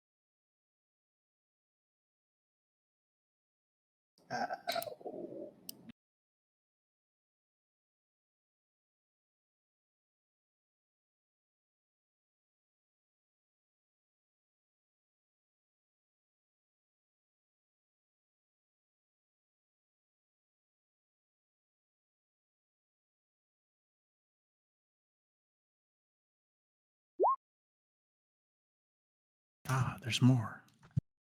There we But go. wait. I had a lot of people to roll. Don't worry about it. Though, Leo, funny enough, you actually do win that tie. So you can hear movement all around, though, as I'm sure you can probably tell, you don't have visual on anyone, as clearly they are around the crates. Though, basically, in every direction, you can hear people grabbing weapons and trying to figure out what is happening. Was there any direction in particular that had a like call to arms, like defend the door, or like? As you are listening for this, this is not an action, but I'd like just a quick perception. Yes, you don't speak Undercommon, I believe. No. You do hear voices that you don't quite understand from the east northish, mostly east. Okay. Leo is you guys know Leo. He does charge headlong into battle now and then. Even though I'm up first in initiative, he is sort of the way he's approaching does go forward, but he's sort of trying to do so with recognition of those who are later in the initiative. He's not trying to rush forward. He just happens to need to get into. It just happens to be his turn, if that makes sense. He will begin his blade song to get all the juicy benefits of that, and then going to one. We have no idea if this place is trapped, so all hell. He's just going to 5, 10, 15, 20, 25, 30. Oh, I believe you see the foot of someone. yeah.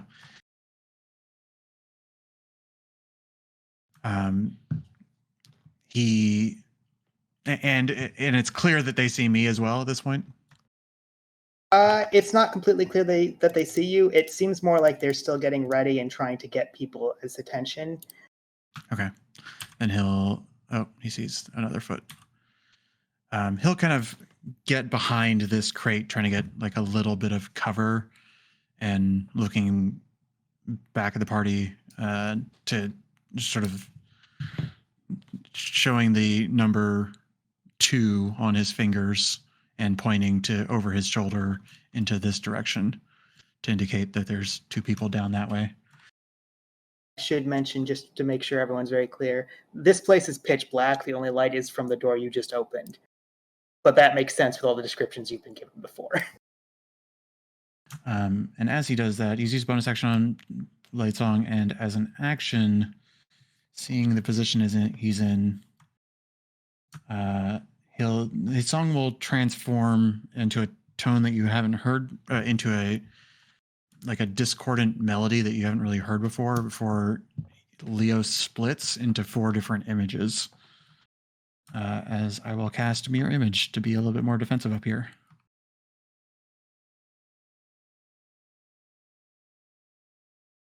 I'll just put this in here for reference when it's needed. Good old mirror image. And that is my turn.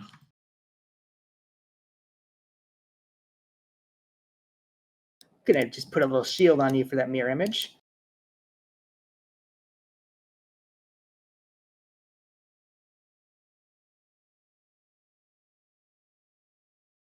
Leo, almost directly behind that crate, you can hear some movement. It doesn't sound as if they moved too much, so much as readied some weapons. Doesn't seem to be people who have decided to go rush you, so that's probably a good thing or a bad thing. It's hard to tell. Hey, Celestra. Hello.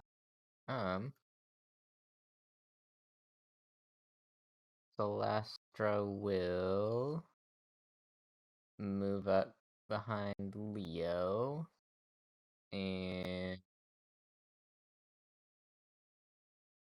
preemptively put up Spirit Guardians.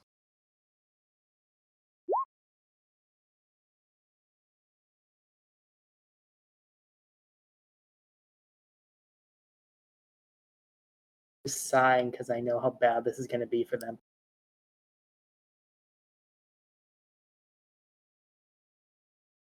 Anything else? That will be all. Navali. All right. Navali is going to, let's see. I think the farthest I can go up to is right. Right here. I'm gonna go right up next to Leo. And I can't see anybody. Interesting. Okay. Navali also is going to throw up Spirit Guardians. Oh god. I hate it. Yep. We have a celestial wood chipper. Like they're just driving a lawnmower through these people's hands. Would you like to describe your Spirit Guardians? Yes. Navali, she stomps her foot onto the ground and her body begins to glow as, from her, a, I want to say about 7 foot tall, um, 6-winged angel appears. Short silver hair, in full gear, similar to what Navali wore when everybody first met her. And a giant tail as well as bunny ears floats just above her.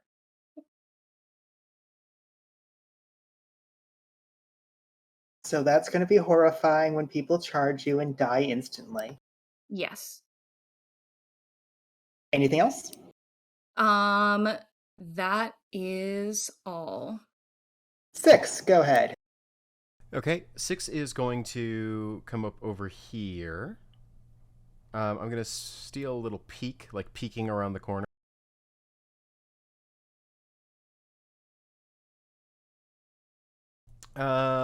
Ooh, okay. This changes things. I apologize. I'm going to take the dash action.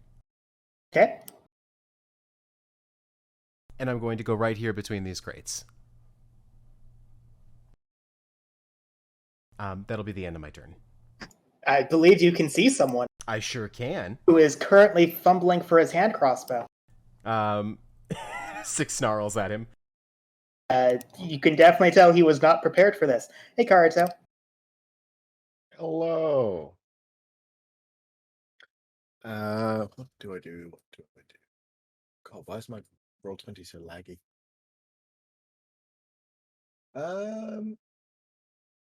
As typical of character things, I need to have advantage. I say need, it's a strong word. I want to have advantage. Look at all these places to hide.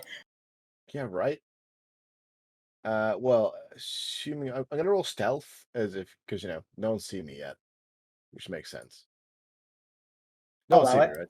Yeah. You literally just entered. They're more disturbed by the giant flying angel bunny. Angel bunny. Amazing, wonderful, beautiful. 14 stealth. Let's hope that passive perception is worse than that. I'm gonna sneak up here.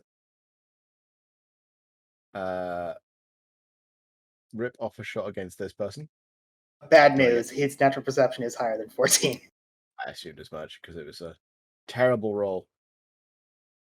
He's going to do it anyway. I have a weird non-attack on my sheet. I'll have to deal with that later. 27 Nice. hits. Now, if only I'd actually had advantage, but still. 5 piercing damage. So You slam him square in the chest, and he is reeling back, clearly in intense pain. and I use my last 10 feet to move here. And then take bonus action stealth. your bonus action at the beginning was the stealth. I'm not going to let you use it twice in a row. Oh yeah, sorry. No, I forgot that wasn't. Yeah. All good.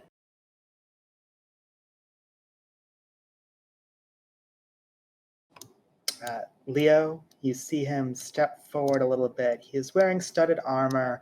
It has what appears to be a sword at his side. That isn't that long, probably about the size of Navali when she's actually using a sword. He points it towards you and seems to be casting some kind of spell as he murmurs something under his breath. Well, I sure don't have anything to do about that. Sorry, at Navali? Leo, technically. Okay. Though it is not a DC check, just suddenly a pool of darkness forms all around everybody.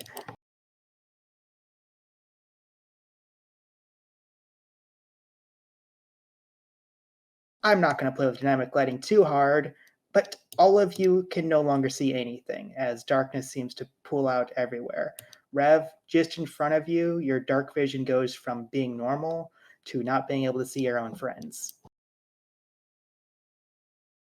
Though, Rev, you're the only one who can look just south and go, oh, I can see again. That's his turn. Hey, Rev. Okay, so can I see Karuto in 6? No. I'm going to actually be drawing a bubble of darkness in just a second. Gotcha.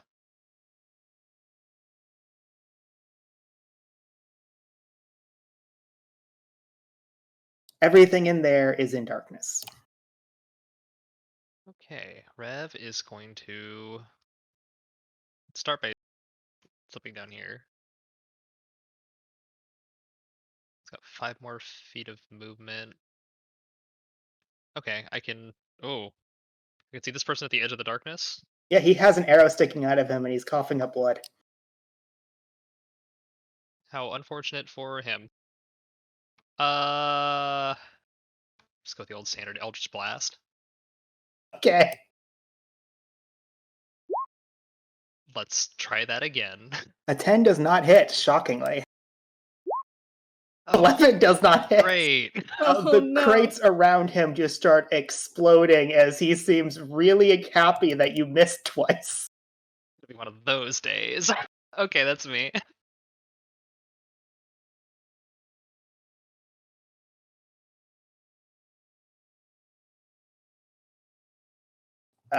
Well, in return, he takes out a hand crossbow and takes a very quick shot at you, Rev, for trying to kill him.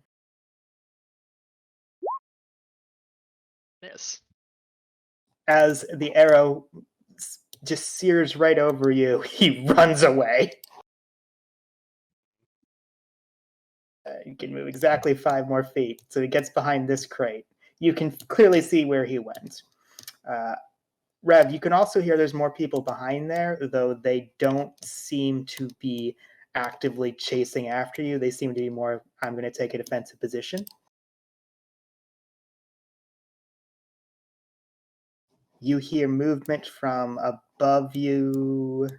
Same deal. And you go here.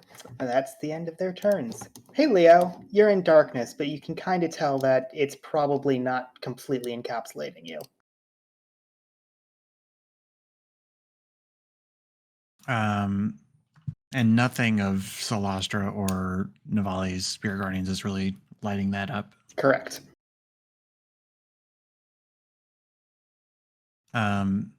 Leo will take a peek out. The square, actually. Immediately 2 crossbow bolts come at you. Ugh. And miss horribly. Yeah.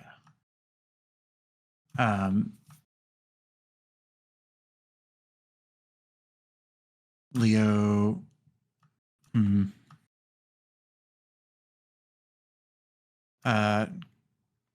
Calls back to Navali and Solastra and says, if you come up here, you would do a lot of damage. or if you come down the hallway that I saw them, you'll hit a lot of them. I'm going in, and then Leo will continue coming forward. He's actually going to skirt around and go straight for the guy. The purple circle is the one who seems to cast darkness. Yes. He's going to make his way all the way there. I'm going to start with a good old shocking grasp. Okay. Oh, He manages to just pull your hand slightly off to the side, preventing him from actually touching him. and then with my second Bladesinger attack, I will just slash at him. Currently, I am dual wielding the armory arm guard that's in its normal mode, and then the gladius that he is often holding. So he will, with his second attack, lash out at the guy. 22 hits. For big old 4 damage. Slightly cuts into his armor. He doesn't seem too phased by this. And then my bonus actions are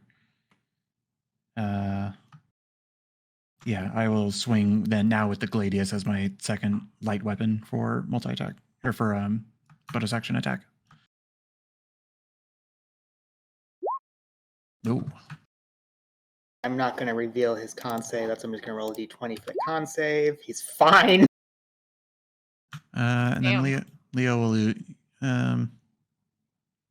Leo will use his last 10 feet, potentially taking attack of opportunity, but stepping backwards. He will definitely take it. Oh my god. Hey, Leo, welcome back. Christ. Christ. Every time. Constitution saving throw. Uh, Wait, you have mirror image up. True, yes. I think that's a miss. I think you have to roll low to hit. I believe it's 1 to 5 is a hit, so I think you're correct. Okay. Whew. So you see it go straight for your neck, and you can tell this is gonna hurt. Why always you? And then you just see one of the mirror images get cut in half. Leo in his mind is like, this is why I learned this spell. Exactly for this one reason. But he will back off and stay in his current position and end his turn. I believe you start with 3 mirror images, so I'm just using it as a marker. Okay. Well, hey, Leo. Mhm. 3 crossbow bolts just go straight at you now. Very well. I'm trying to remember if they go against the mirror image's AC first, or do you have to roll to see? You which see if you target? hit, and then you do the mirror image. How does that work with something like shield? My choice to use shield. If you decide to react to shield, I believe it just doesn't hit your AC then. Okay, well then I'll drop a shield for this one. Okay, your shield is up. Your AC is now ridiculous. The others, I assume, automatically miss. Correct. And they start backing away from you afterwards. Clearly, they're planning to just pepper you with crossbow bolts. It's Lustra. Hello. Seeing that Leo has gotten into some trouble, Celastra will move up to give him some backup. And let's see. I will give this person with purple around their frame a sacred flame. Oh, Okay. I'm sure he'll be absolutely fine. He's probably fine at this. It burns him, and he doesn't seem to like that at all. He seems pretty badly hurt, in fact, from that alone.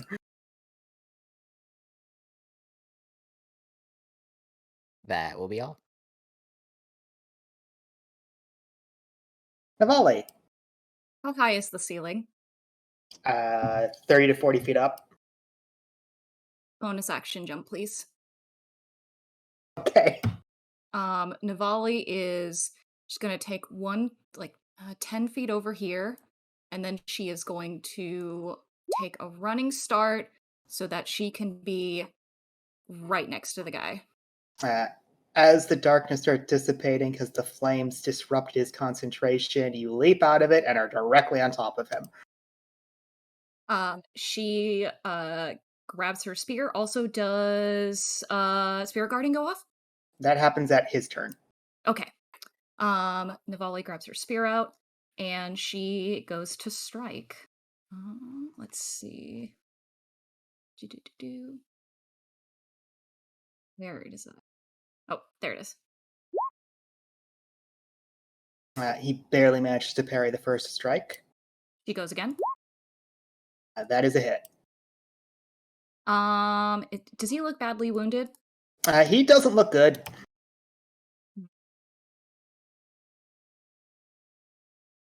Yeah, I'm gonna do it anyway. Of course you are. I'm gonna smite him. I'm not gonna Tundra Blade though. I'm just gonna do a level 2 smite. Paladins. Paladins. You stab straight through his chest, and he's still moving, still breathing, though you can tell that he's not gonna be doing that for much longer. And that is her. Hey, Six, you were in darkness for like 3 seconds. It was so dark, but now it's not. Ha, that's just the way these things go. Anyway, I hear combat, so I'm gonna go get into the middle of that. I'm gonna take the dash action. I see more people. I'm gonna go right here, and as I bear down on this guy, I'm gonna say, "Sup, guys?" The guy who you're right next to looks absolutely terrified. Continue. I don't have an action to do, so I am just going to stare at them all menacingly and get ready to beat the shit out of them next turn. Works for me. Hey, Karate. Hello. So actually, first things. But it's actually stealth. Stealth. Noise. Sneak. And then it dips sky blue. I'm just gonna go for this guy. So basically, he's like desperately trying to reload, and directly behind him, you're lining up a shot. Yes, you have advantage, as you might imagine.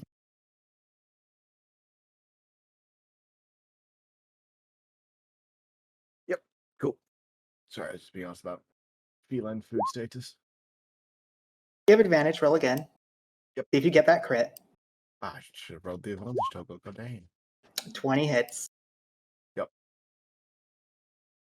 Let me toggle sneak attack before I forget.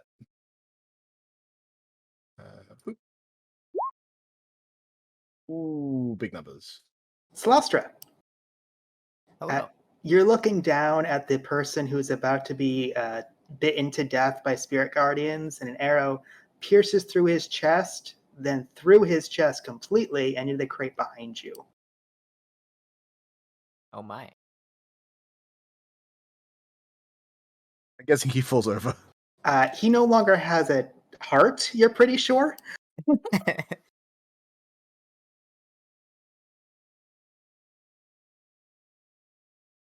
Anything else, Karuto? And then I'm gonna slip back behind these crates with my last 5 feet of movement. Panting heavily, he now takes Spirit Guardians damage. How nice. I believe it's a wisdom saving throw. Yes. I believe so. Once. What is the DC? The DC is... I believe yours is 14. Yeah, it's a 14, I'm pretty sure. He It's either fails. 14 or 15. So, all right. Spirit Guardian damage. Let's go. Oh. That should have done damage. 3d8. You can just 3d8. roll 3d8. Roll 3d8. The bunny angel just slams its sword down on him and cuts a deep gash into his shoulder. It burns. He's still standing, but you can tell that he's barely standing. He's barely able to hold his sword up. He's still going to try and attack you. Yep. That does hit me. Con save, please. Technically 2 con saves, because then concentration for Spirit Guardians. I have advantage on one, though. Yes, not the first one, but the second one. Okay, so this is for... This is to see if you have the poison damage, which you do not, so take 17. All right. And then Let me see if calculate. you hold the... Spirit Guardian, yes. Yes. All right. You just have to beat a 10. You do. Yeah. Second All right. attack. That also hits. I love this guy. All right, and then we roll another Constitution. 13. That is also a failure and take full poison. Go ahead and roll concentration. I rolled a 11 last time, though. I rolled a 13 last time. Yeah, you failed both times. Oh, I failed both times. Okay.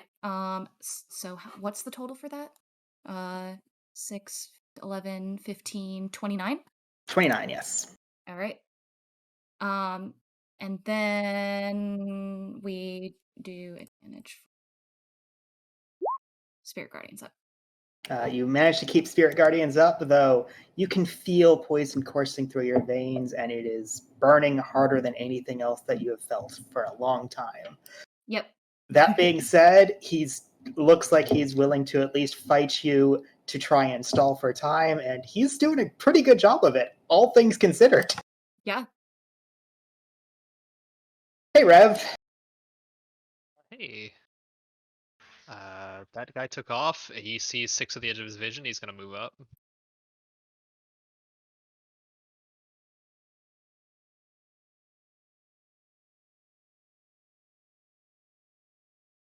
can see a few more now.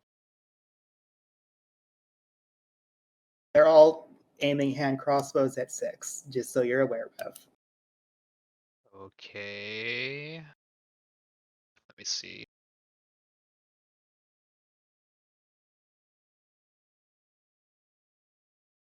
I think he's gonna try to just get their attention off of her entirely by Eldritch blasting this one down here. All right, furthest one, got it. Hits. Stumbles back, but seems relatively okay. And another. 14 actually hits. It still Mildly seems inconvenient. relatively okay. That's the best I got right now. Can't wait until you're in melee range. Yep. Right, Green Drow. First, the 2 of them are going to shoot at you. Bring it. That's a miss. That is a hit.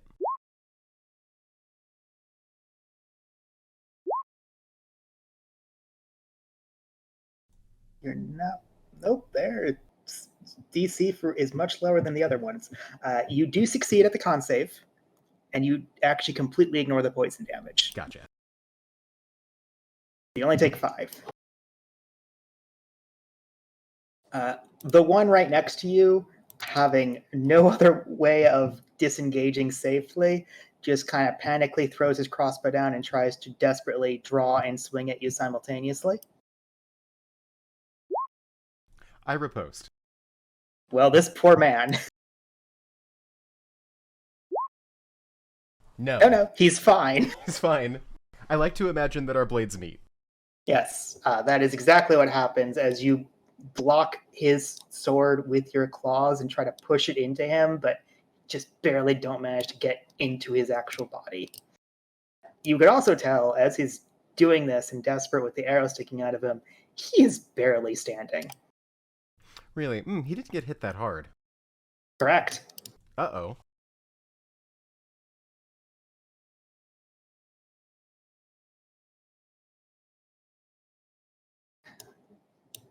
Red ones, which you've never even seen yet, start to pop over to here, here. They don't actually ooh. Karuto! Yes. As you're preparing to hide again, you suddenly hear something off to the side, and a crossbow bolt actually hits you. Ow. How? Wait, what? Where?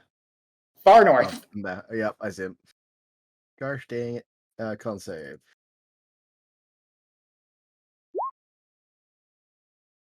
Cool. You take the full poison damage of 2. We're still minus 10 overall. Whoop, that was minus 100. Typo. Karuto has died.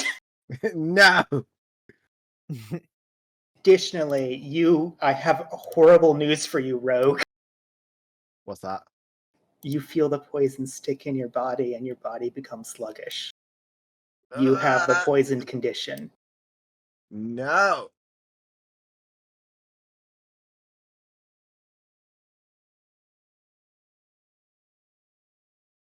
Just behind the crates to your north, Salastra, Leo, and Navale, you hear murmuring. They don't see what effect actually happened. Top of the round. I need Karuto and Navali in particular to roll me perception. Right? Is it hearing?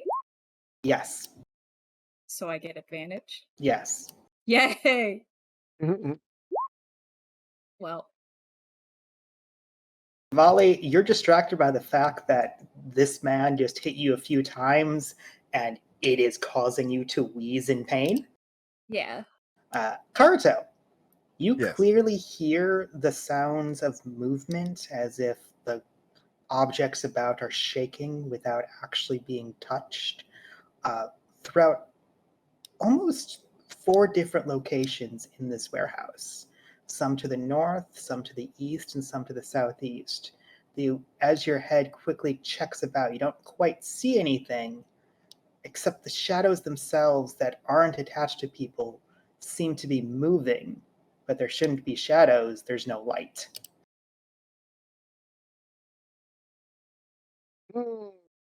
Concerning. Extremely concerning, I'm sure. Please don't worry about the fact I'm hiding some initiatives now. I'm not concerned at all. Why would I be? Leo. I did reread Mirror Image. It's not as good as we thought. Yeah, I literally typed out I am actually supposed to roll for mirror image first. Yeah.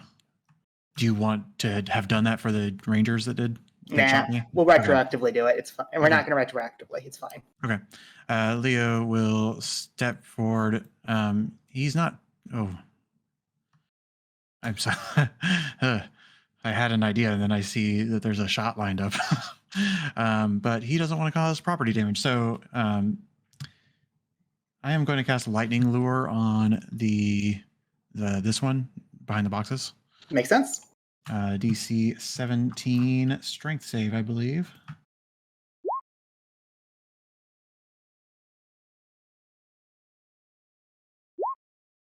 Fails. Okay. Deal juicy 9 lightning damage to him and pull him into Navali's Angel of Death, but also going to just stab him with my second attack. I have to ask, is this lethal or non-lethal? Before you actually hit that damage button. Yeah. I feel like it's non-lethal, but at the same time, I'm assuming I don't know what that means for it. It's non-lethal for Leo, but he doesn't know if it's going to die to Navali's Spirit Guardians anyway. Find out. You turn the blade just slightly and slap him across the head, and you see the lights go out as he falls down unconscious. Okay. And his third attack, bonus action, is going to just come slap this guy. with Gladius, or technically his other offhand. Hits. Or Big 5, also non-lethal if it matters. He's still conscious. That's the first damage he took. And that is my turn.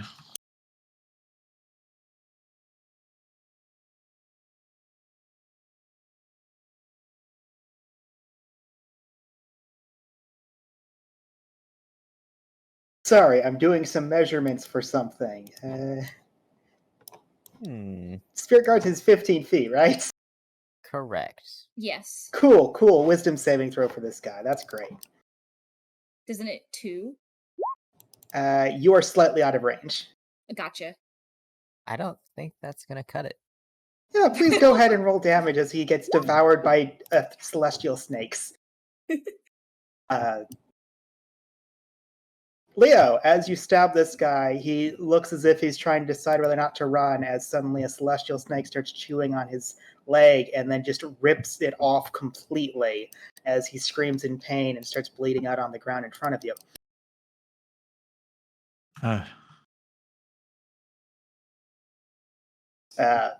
Secondary question: do you consider the unconscious people still enemies?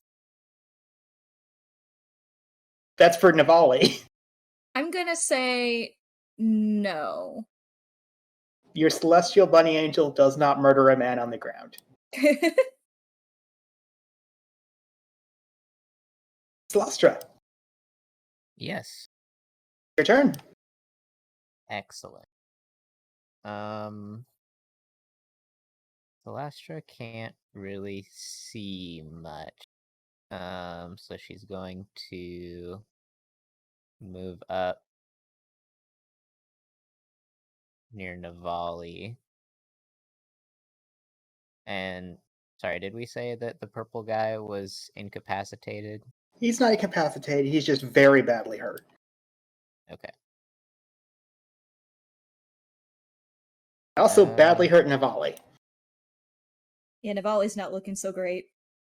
Oh, in that case, I will move one step less far and give Navali. Let's see.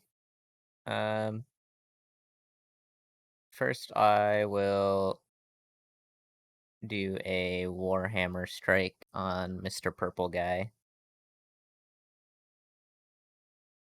That barely misses. Oh wait, that was the Spirit Guardians. The 22 hits.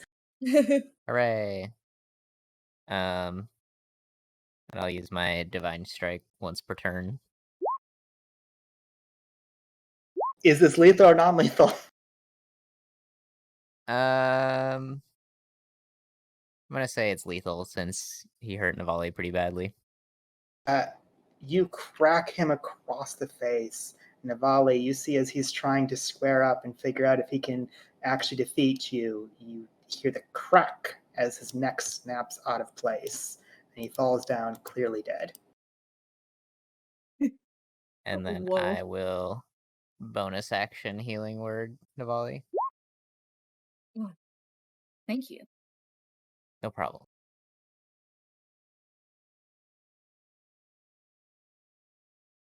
That will be all. Navali, before your turn, something happens. Yes. 6. Hi. As you're squaring up with all these people with crossbows, you didn't quite see it before, but something seems to reach out and grab this guy.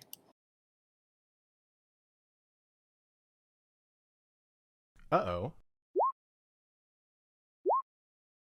Immediately, you hear a very quick and shrill scream as his body seems to erupt in boils and blood. And instantly, you can tell the life fades from his eyes, but his body does not fall. The guy next to him seems to scream and wondering what the fuck just happened, as this creature then disappears through the wall.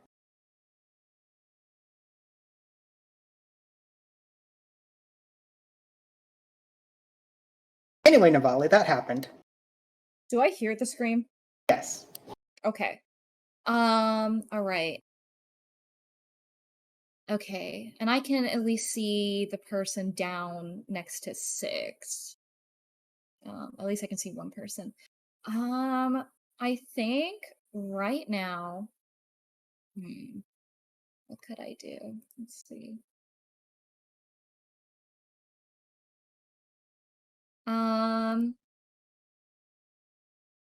I'm going to throw some lay on hands on myself for now. I'm going to put about 25 in.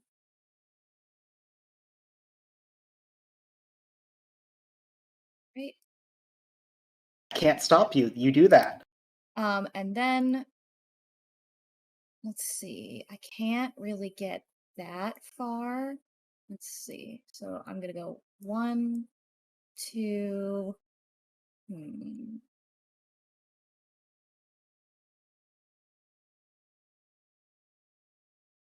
No, I'm just gonna start heading down. 1, 2, 3, 4,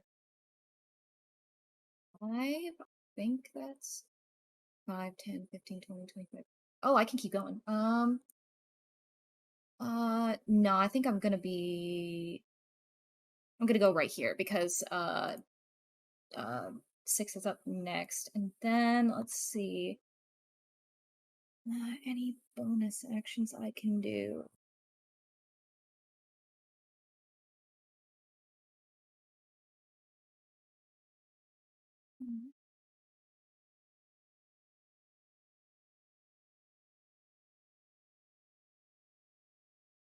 Okay. So does Navali get the impression that these guys look like they are potentially thinking about running at all? Roll insight.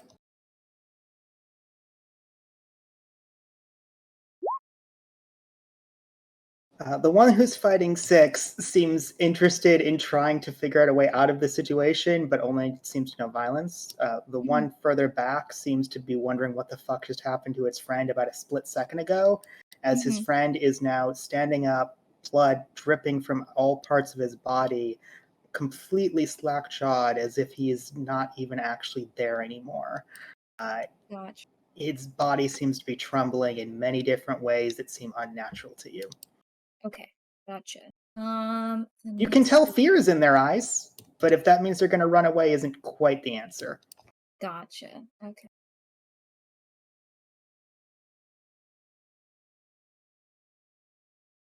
Okay. I think I'm going to not use anything else just yet.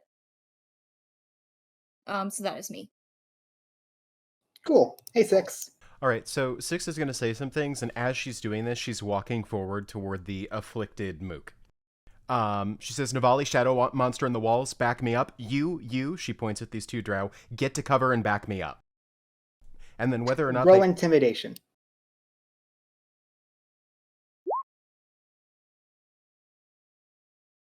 You're unsure if they're listening. Whether or not they're listening, I'm going to provoke an attack of opportunity from this one. He does not take it. All right. Then, with clear intent, absolutely showing no hostility toward the one that is still up, I'm going to turn my entire attention upon this one. Okay. And attempt to strike it with my claw. Hits. I'm going... No, this is fine. Second attack. Oh, go ahead. As you cut into it, you notice that this thing seems hardier than the people you were just fighting. All right, I say it got healthier, it got stronger somehow, and I'll attack it a second time. And then I'll bonus action attack it a third time. Okay. I'm going to turn this into a menacing attack to try to peel for the other drow. Sure. Let me find that. Oh, I don't have I mean goading attack. I did understand, because you're doing the one that makes them focus on you. So I'm going to deal a total of 9 slashing damage, and it needs to make a DC 17 wisdom saving throw or be focused on me. I'm sorry. Wah. I'm going to end my turn. I still have 5 feet of movement. I'm going to swing right here, and that'll end my turn. Hey, Karuto, you definitely heard Six talking to something down there as if she clearly had some other issue. But you were also just shot. Also, before your turn, something happens. You hear a scream from up north. Oh. Didn't see it, though. Continue. Well, Karato's going to do what he does, which is support his teammates, which is I'm going to move 20 feet that way, peek around the corner. I can't see what Six is engaging with, can I? Or looking at. Can I see which direction Six is looking? She's looking north, right? She's looking south. South, but there's a wall there.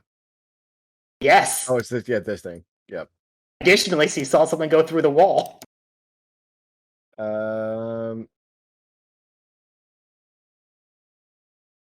Well, the undead. Well, I guess the drow next to her is like all zombie, right?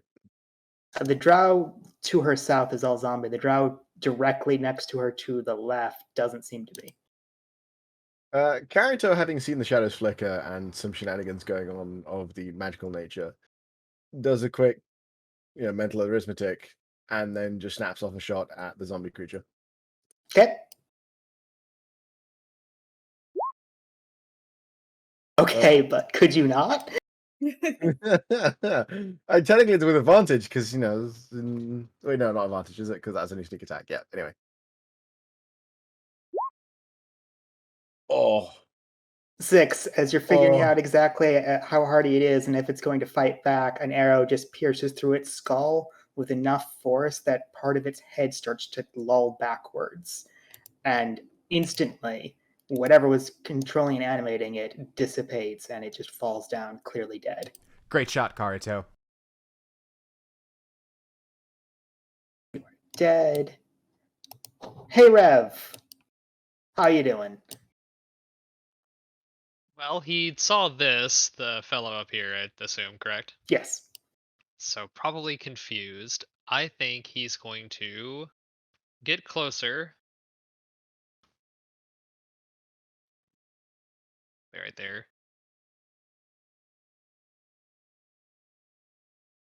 And since something is up and it's not just a come down here and then beat up gangsters anymore, he's gonna Pandora trigger just to be safe.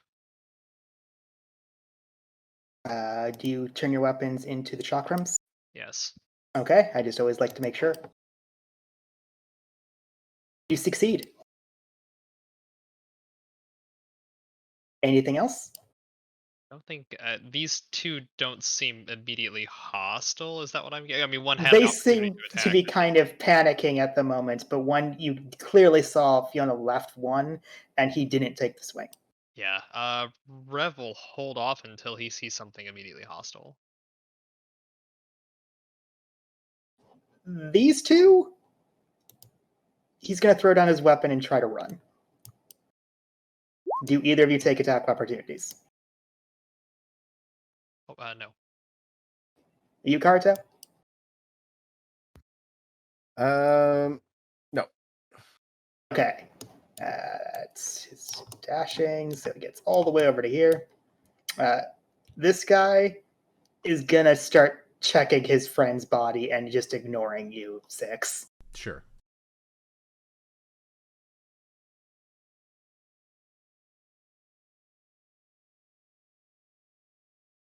These two are no longer going to be trying to get into a sniping position as someone crawls from over here.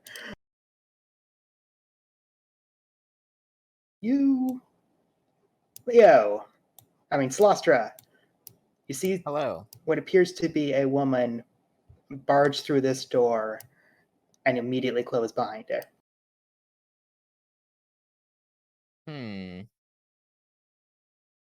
The door is where the black circle is there? Yes. I've been trying to help by actually drawing where doors are for everybody.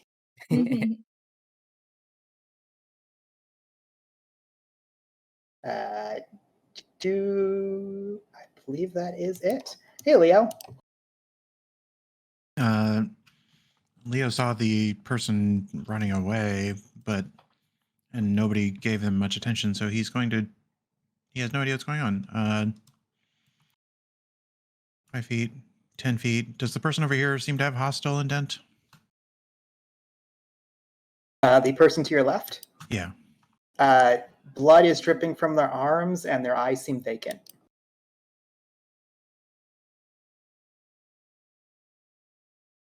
They're not holding a weapon. No.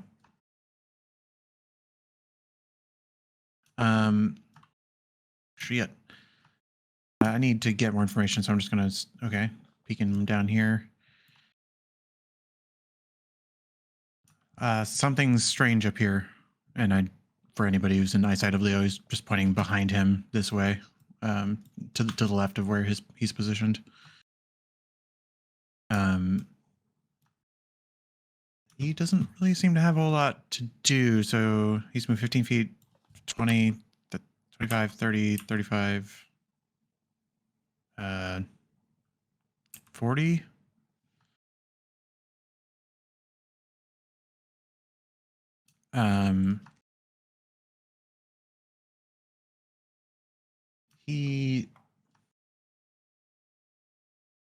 He's kind of caught with this moment of like, are we fighting or are we not? And doesn't really know what to expect. So he's just going to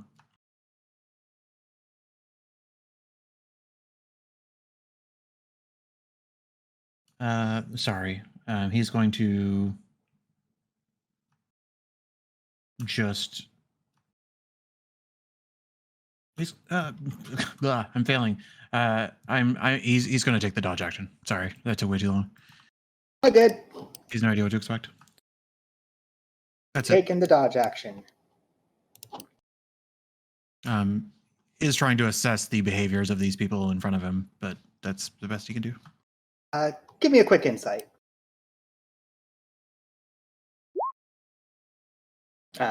Currently, there's just one person who's bleeding heavily in front of you with vacant eyes and no weapon. The other two seem to have weapons. They seem concerned. And not bleeding with an arrow in him or anything? Correct. In fact, this person looked unharmed by any of your weapons. All the blue ones are dead. Hey, Slostra. Hello. Curious about what's going on around the corner here. Celestra will step northward to take a peek and see what's going on. You see two people who are currently unconscious. Interesting. It looks like something attacked them, and there was a different spell that affected them immediately to try and prevent it from causing more problems. Okay. She will approach the door and attempt to open it. Roll an athletics check because it is currently being barred by a person. All right.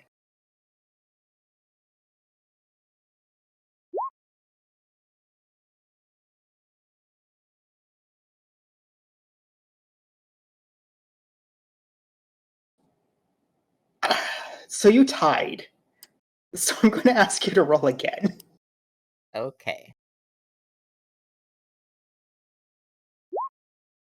Oh boy.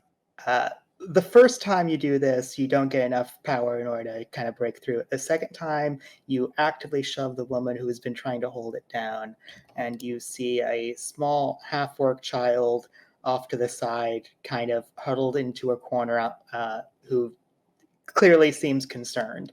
And she looks at you with absolute terror in her own eyes. The half-orc child is a man, but the woman who you push down looks horrified of something that she just saw. Is she armed or like aggressive? It's hard to say she's aggressive over terrified. She probably will attack you if you attack her or do any aggressive movements. The armament isn't a weapon, but you see a symbol in her hand, and you know how spell focuses work. Okay. Is this like a closed room with no exits? You are at the exit. Okay. Gotcha. Hmm. Seeing the child, Celastra has some pause and backs up from the door, and she'll just shout, hoping that others from the guild can hear, and say, "There's someone with a child in this room." And I'll just end my turn there.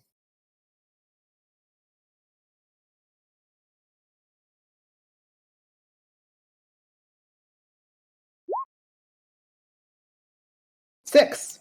Hi. Something rips quickly from the wall straight at you, and then right past you towards the person next to you. Immediately, you see its hands go through him, and it's as if it's incorporeal except for the parts inside his body, as immediately you can see blood coughing from every part of his veins, and in seconds you can tell something inside of him has been ripped apart and have killed him instantly, but his body still refuses to fall down. The creature then attempts to get away from you. May I take an attack of You opportunity? may. All right.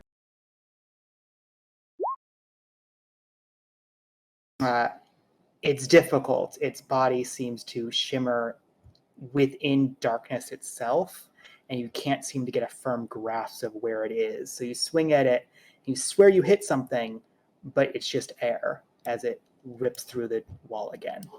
She shouts, "Damn it!"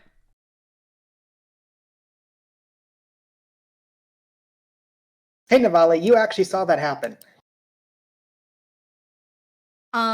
As soon as Navali hears that there's a child, she is instantly concerned on making sure that they're okay. Especially given that this group is known for taking orphans.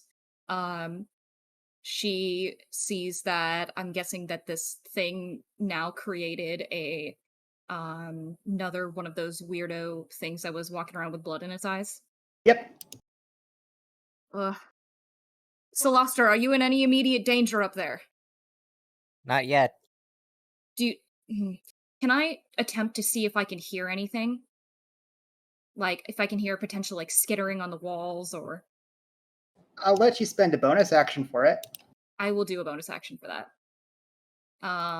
I like to think that she's closing her eyes to try to just, like, focus all of her senses on her hearing. I'm guessing I don't get advantage on that one, though. No. Okay.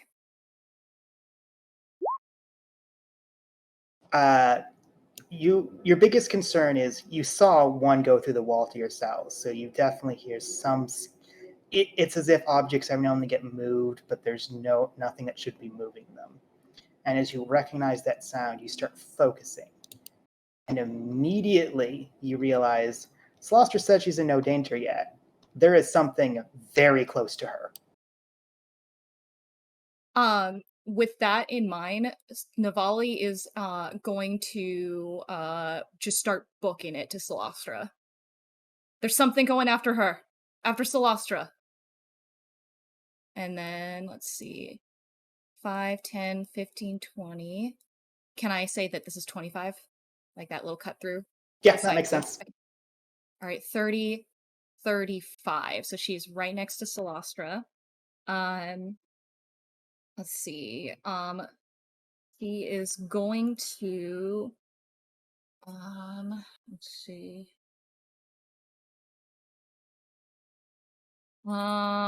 I still haven't taken an action, so I can take the dodge action, correct? Yeah.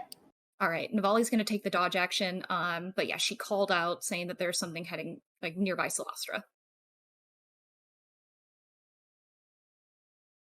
And Okay. that's her. 6. Karuto, you don't currently have anything giving you advantage to cancel out the poison, right? Nope. Okay. She's going to attempt to hold this creature's attention and just tear into it. Also, yeah, that crit was invalid, Scum. I realize now. It's fine. 14 doesn't hit, right? Correct. 27 does. Actually, hold on. I double checked its AC. No, 14 still doesn't hit. Okay, and then bonus action, I'm going to swing a third time. Okay. Nope.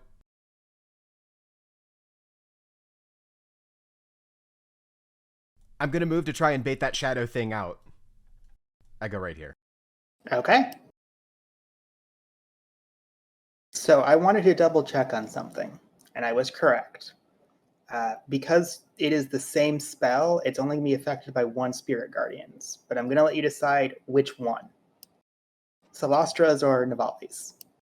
I will let Celostra do it. The Spirit Guardian damage. Or What is the Wisdom save for Celastra? Is that 15?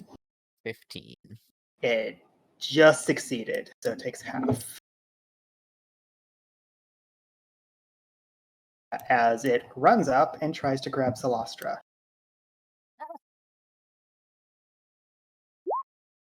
Oh no. Oh my goodness.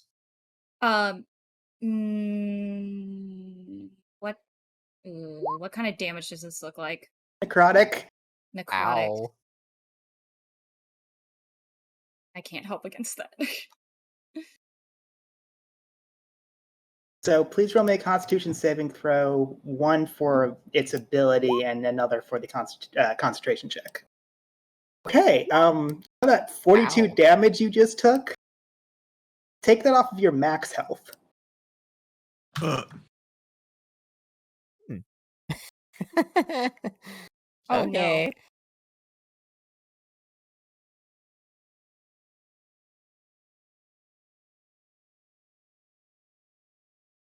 But I get to keep the rest as temporary hit points, right? I'm not taking any damage, right? That's funny. That's adorable.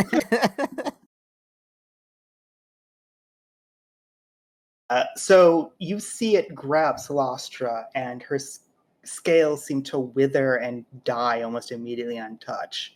Celastra, you can actually hear your heart stop for just a split second before you manage to shove it off of you.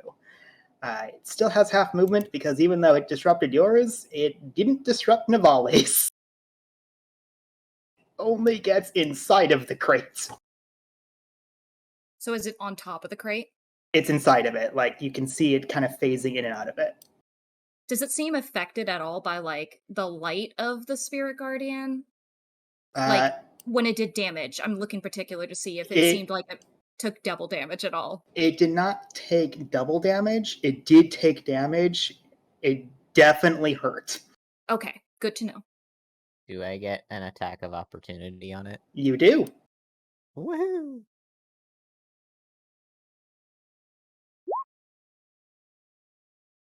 Unfortunately, a 13 does not hit. Bummer. Hey, Karuto. Hello, I am still unwell. Man poison sucks. Wait, do I get a save? I don't think I do I? Not for this one, no. Oh, man, poison status is just all kinds of nasty.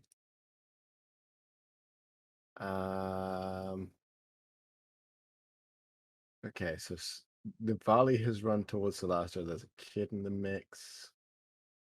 There's a shadow creature we don't know where it's gone. No, we're gonna.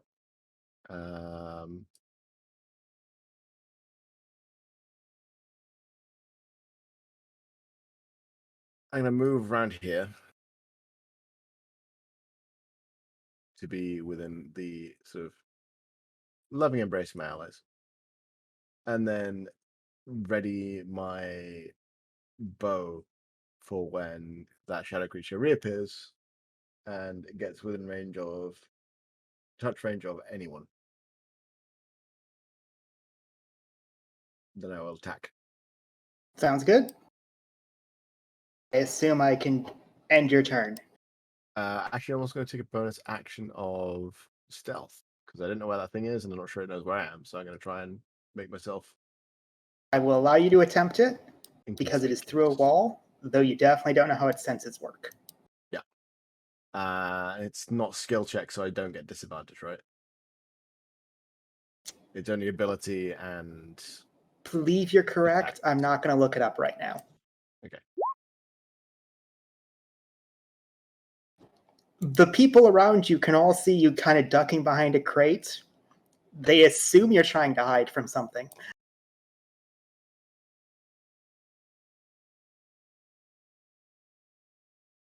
Hey, Rev. Hi. Does 6 look okay with the one she's engaged with? Yeah. Okay, he's going to take stock of what Karuto's doing. I think probably get right about here-ish, and also hold an attack for when it comes into range, I suppose. Are you talking about the shadow thing or the zombie? The shadow thing. Okay. It's just an important distinction. Yes, I'm sorry. Shadow thing. All right, greens. It actually just takes a step towards Rev and seems to be reaching out for him. Rev, you hear it just kind of mumble some words. It's definitely words that the people around you don't understand, and you're not sure why you quite understand it.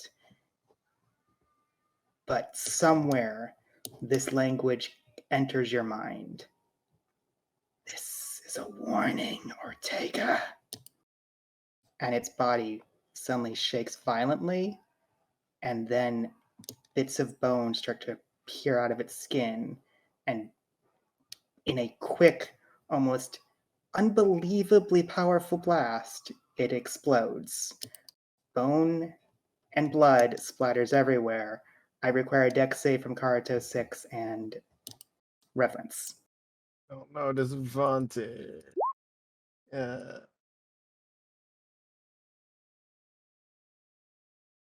Dex save, go.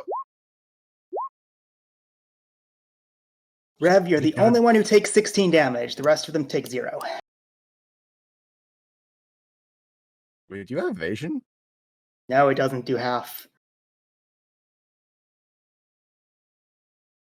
It's a Oh, so sucker it's- die. Okay, cool.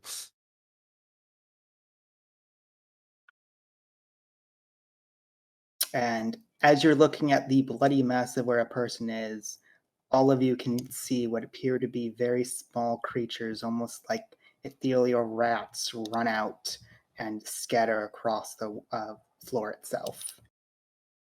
Like it ate him from the inside out and exploded outwards. Oh, joy. Anyway, that happens to you too, Leo, except it doesn't say anything. Check safe, please. My favorite.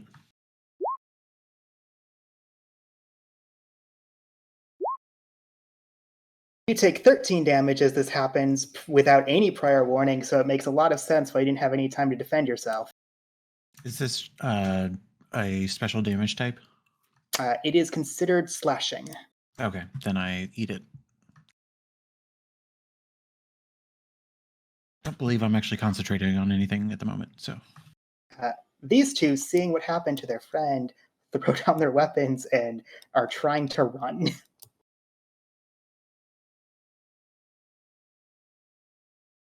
So, Leo, you see those two just go, nope. You can decide what to do with them on your turn. Celestra, you and Navali, you hear murmurings from inside that doorway that was closed again. Leo, go ahead.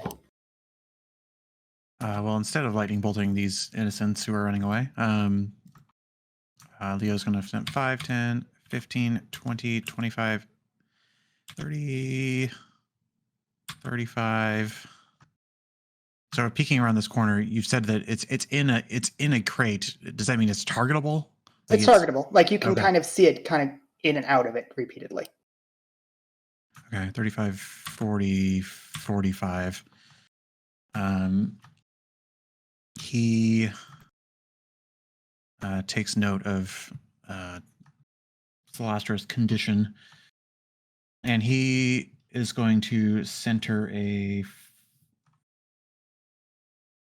It's going to center a shatter spell on the crates in an effort to not just damage it, but reveal it a little bit more easily. That is a con save, I believe. Yes.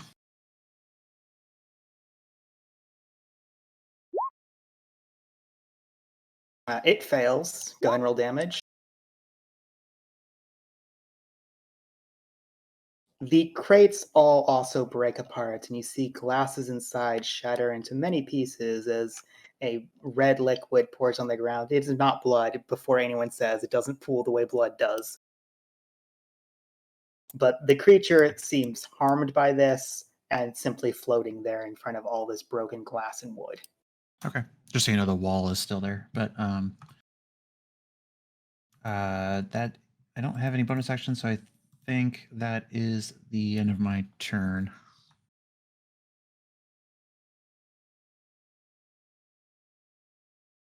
Move all these drow. They're not fighting anymore. Hey, Celastra. Hello.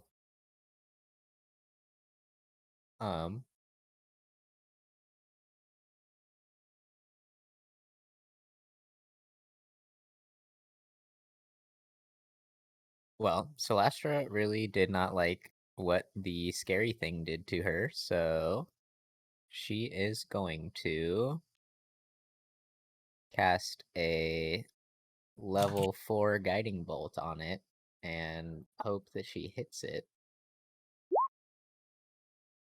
No, Celastra's almost dead.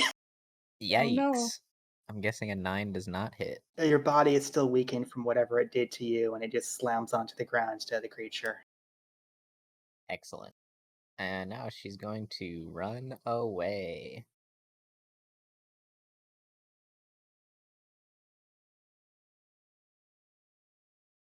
The end.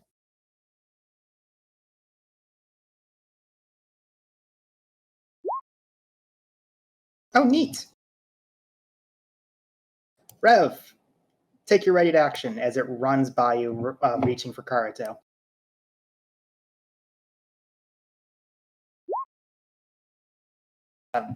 Actually, Karato, you're also going to shoot it as it appeared out of the wall, so you may take that shot. No, you do not have advantage because it knew where you were. Yeah. And also the important thing is, does the trajectory take it by Rev before it comes to me? Yes. Okay, then I do. It's a disadvantage attack, and I still get to do sneak attack. No, because you have disadvantage. Oh, does Disadvantage that prevents count? all sneak attacks. I'm God gonna damn. Eldritch Smite, I think. A 19 hits. Let's see if Karato hits as well. Of course. 23 hits. Wow. Okay. Not bad. Honestly, way better than I was expecting from you. Yeah. My bow damage is normally abysmal. Anyway, show us what we got, Rev. I can't smite on a held action, correct? You can absolutely smite a held action. Okay, then I am, yes. Okay. Just checking something. It is immune to prone, unfortunately, but the damage goes through and its body seemed to dissipate for a second before reforming. That being said, the arrow damage doesn't seem to hurt it as much as Karato would have liked.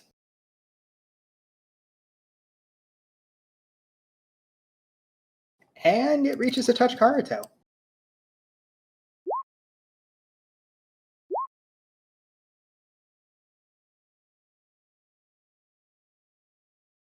I don't like that. Constitution saving throw, please. Don't like that at all. I'm also disadvantaged to that. Take that 20 HP from your maximum health. Ooh. I need to write down somewhere where my max health is. So I go down 20 HP to 25, and I also reduce my total HP to 30. 35. Correct. And then it kind of rushes through the crates as all of you see it go through the crates and behind other things.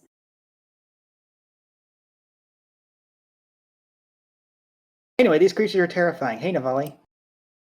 Seeing as her friend has gotten severely hurt, Navali looks to the creature with murder in his eyes now that the crates are gone. She charges right at him, spear ready to attack. Speaking of, I should remove that dynamic lighting so you can see the wall behind it.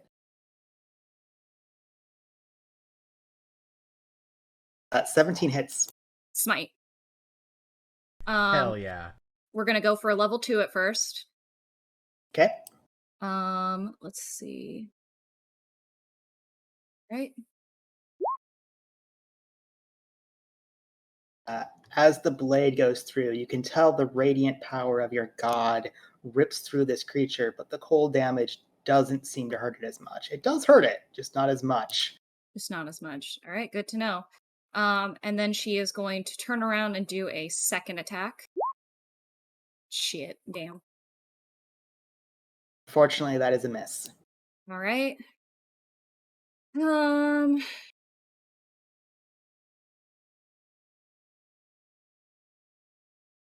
Just looking at a couple of things real quick.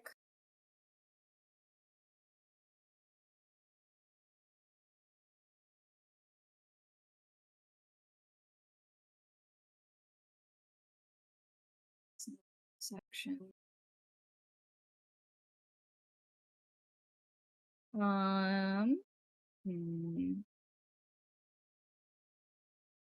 Again, I don't really have that many bonus actiony spells. Okay. Let's see. I will do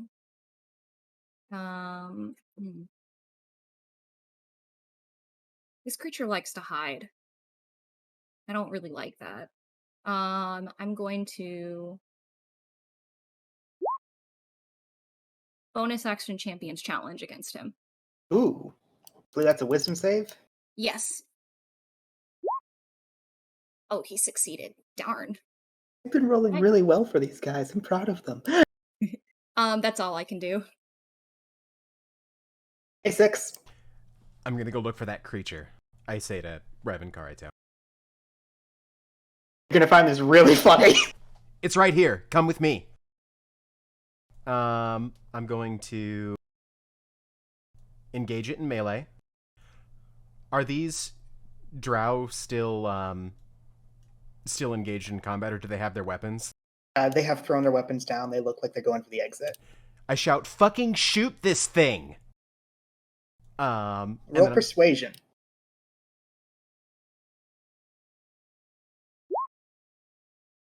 They are ignoring the fuck out of you. It's very scary. They could die. Okay, and with that, I'm going to turn my attention on it and try to beat it up.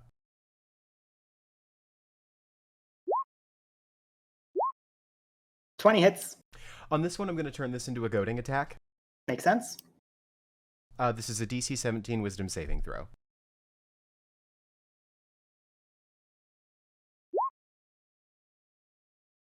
I'm so proud of these things. I'm assuming that my slashies don't go as deep as I want them to. I wasn't even going to bother to tell you. Excellent. I am going to bonus action attack. Hits. I'm going to goading attack it a second time. Sure. I love these things. So wise. Okay, that's 8 points of slashing damage down to 4.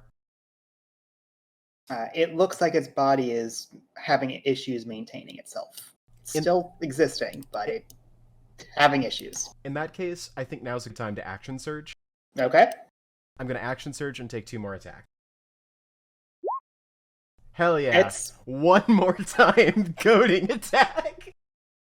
Right, you're running out of Spurdio die at this point, but fair. This is my last one. Oh my god, it finally failed.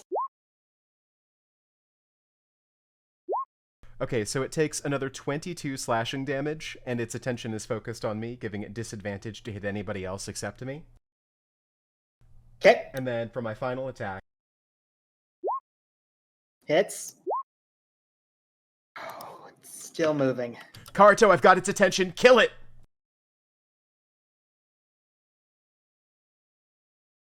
Shadow Monster 2 is just going to reach out for Navale as it stabbed her. Spirit Guardians. Oh, you're correct. Let us roll wisdom saves. Also, that does not hit. That is good for you.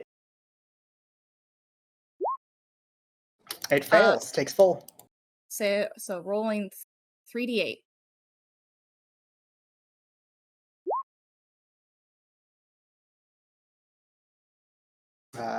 It tries to reach for you, but the giant bunny just slaps it away from above you, and it tries to move at half speed. Gets I opportunity of attack. correct.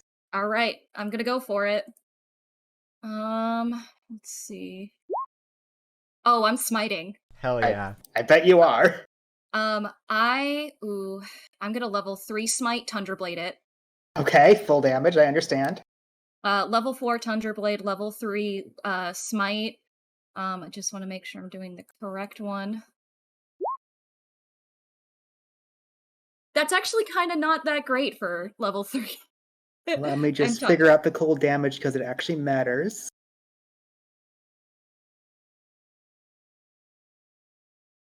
How do you want to do this?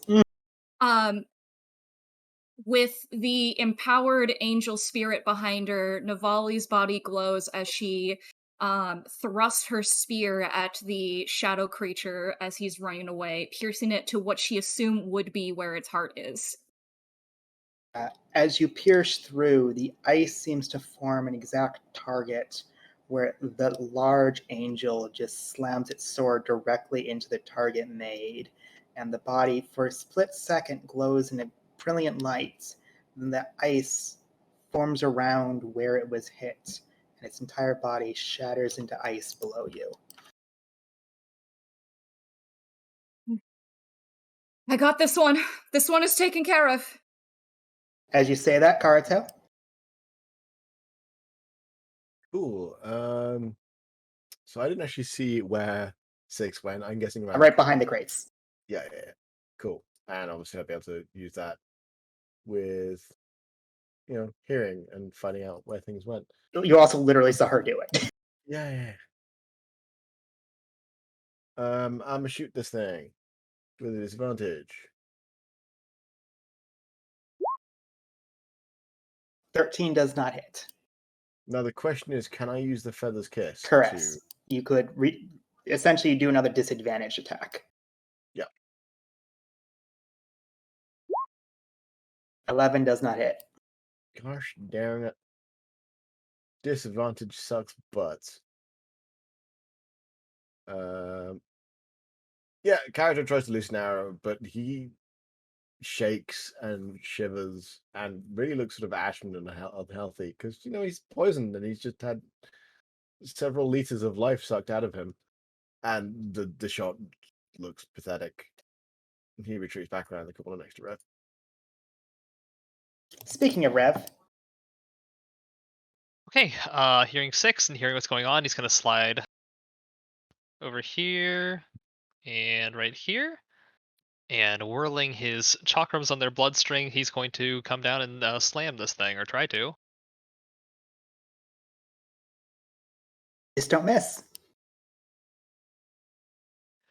Bonus action Hexblade's curse on it for good measure, because why not? Seems like overkill, but I understand. No such thing. 20 hit. hits. Smite. Let's just do it. Sure. That looks good. How do you want to do this? He's whirling the chakram around, and he's kind of grumbling to himself, like, a warning, I see, and just bring it down and cleave this thing in two, and just mutter to himself, "This is what I think of your warning." 6, as you're trying to figure out exactly what the next step is after Karato misses, a chakram just goes right above your head, chops the shadow in half, and immediately it turns to dust and just falls into little dust particles around you. As Rev is taking this attack, 6 has been in the way of his attacks before. She closes her eyes and takes a breath, standing completely still. Honestly, this seems like completely normal for Rev. Nice shot, Rev. We did good work. And with the rest of the drows obviously retreating, we are going to end the session there and finish up the aftermath next week. Woo! Wow. Hell yeah. Is everyone good for Celestra next don't week? feel so good. Yeah. I'm down for next week. Yeah. Down for next week. Yep, should be good. All right. I'll In cut that this. case, yep, go ahead and close up, and we will see everyone next week. Thanks for watching. Wow.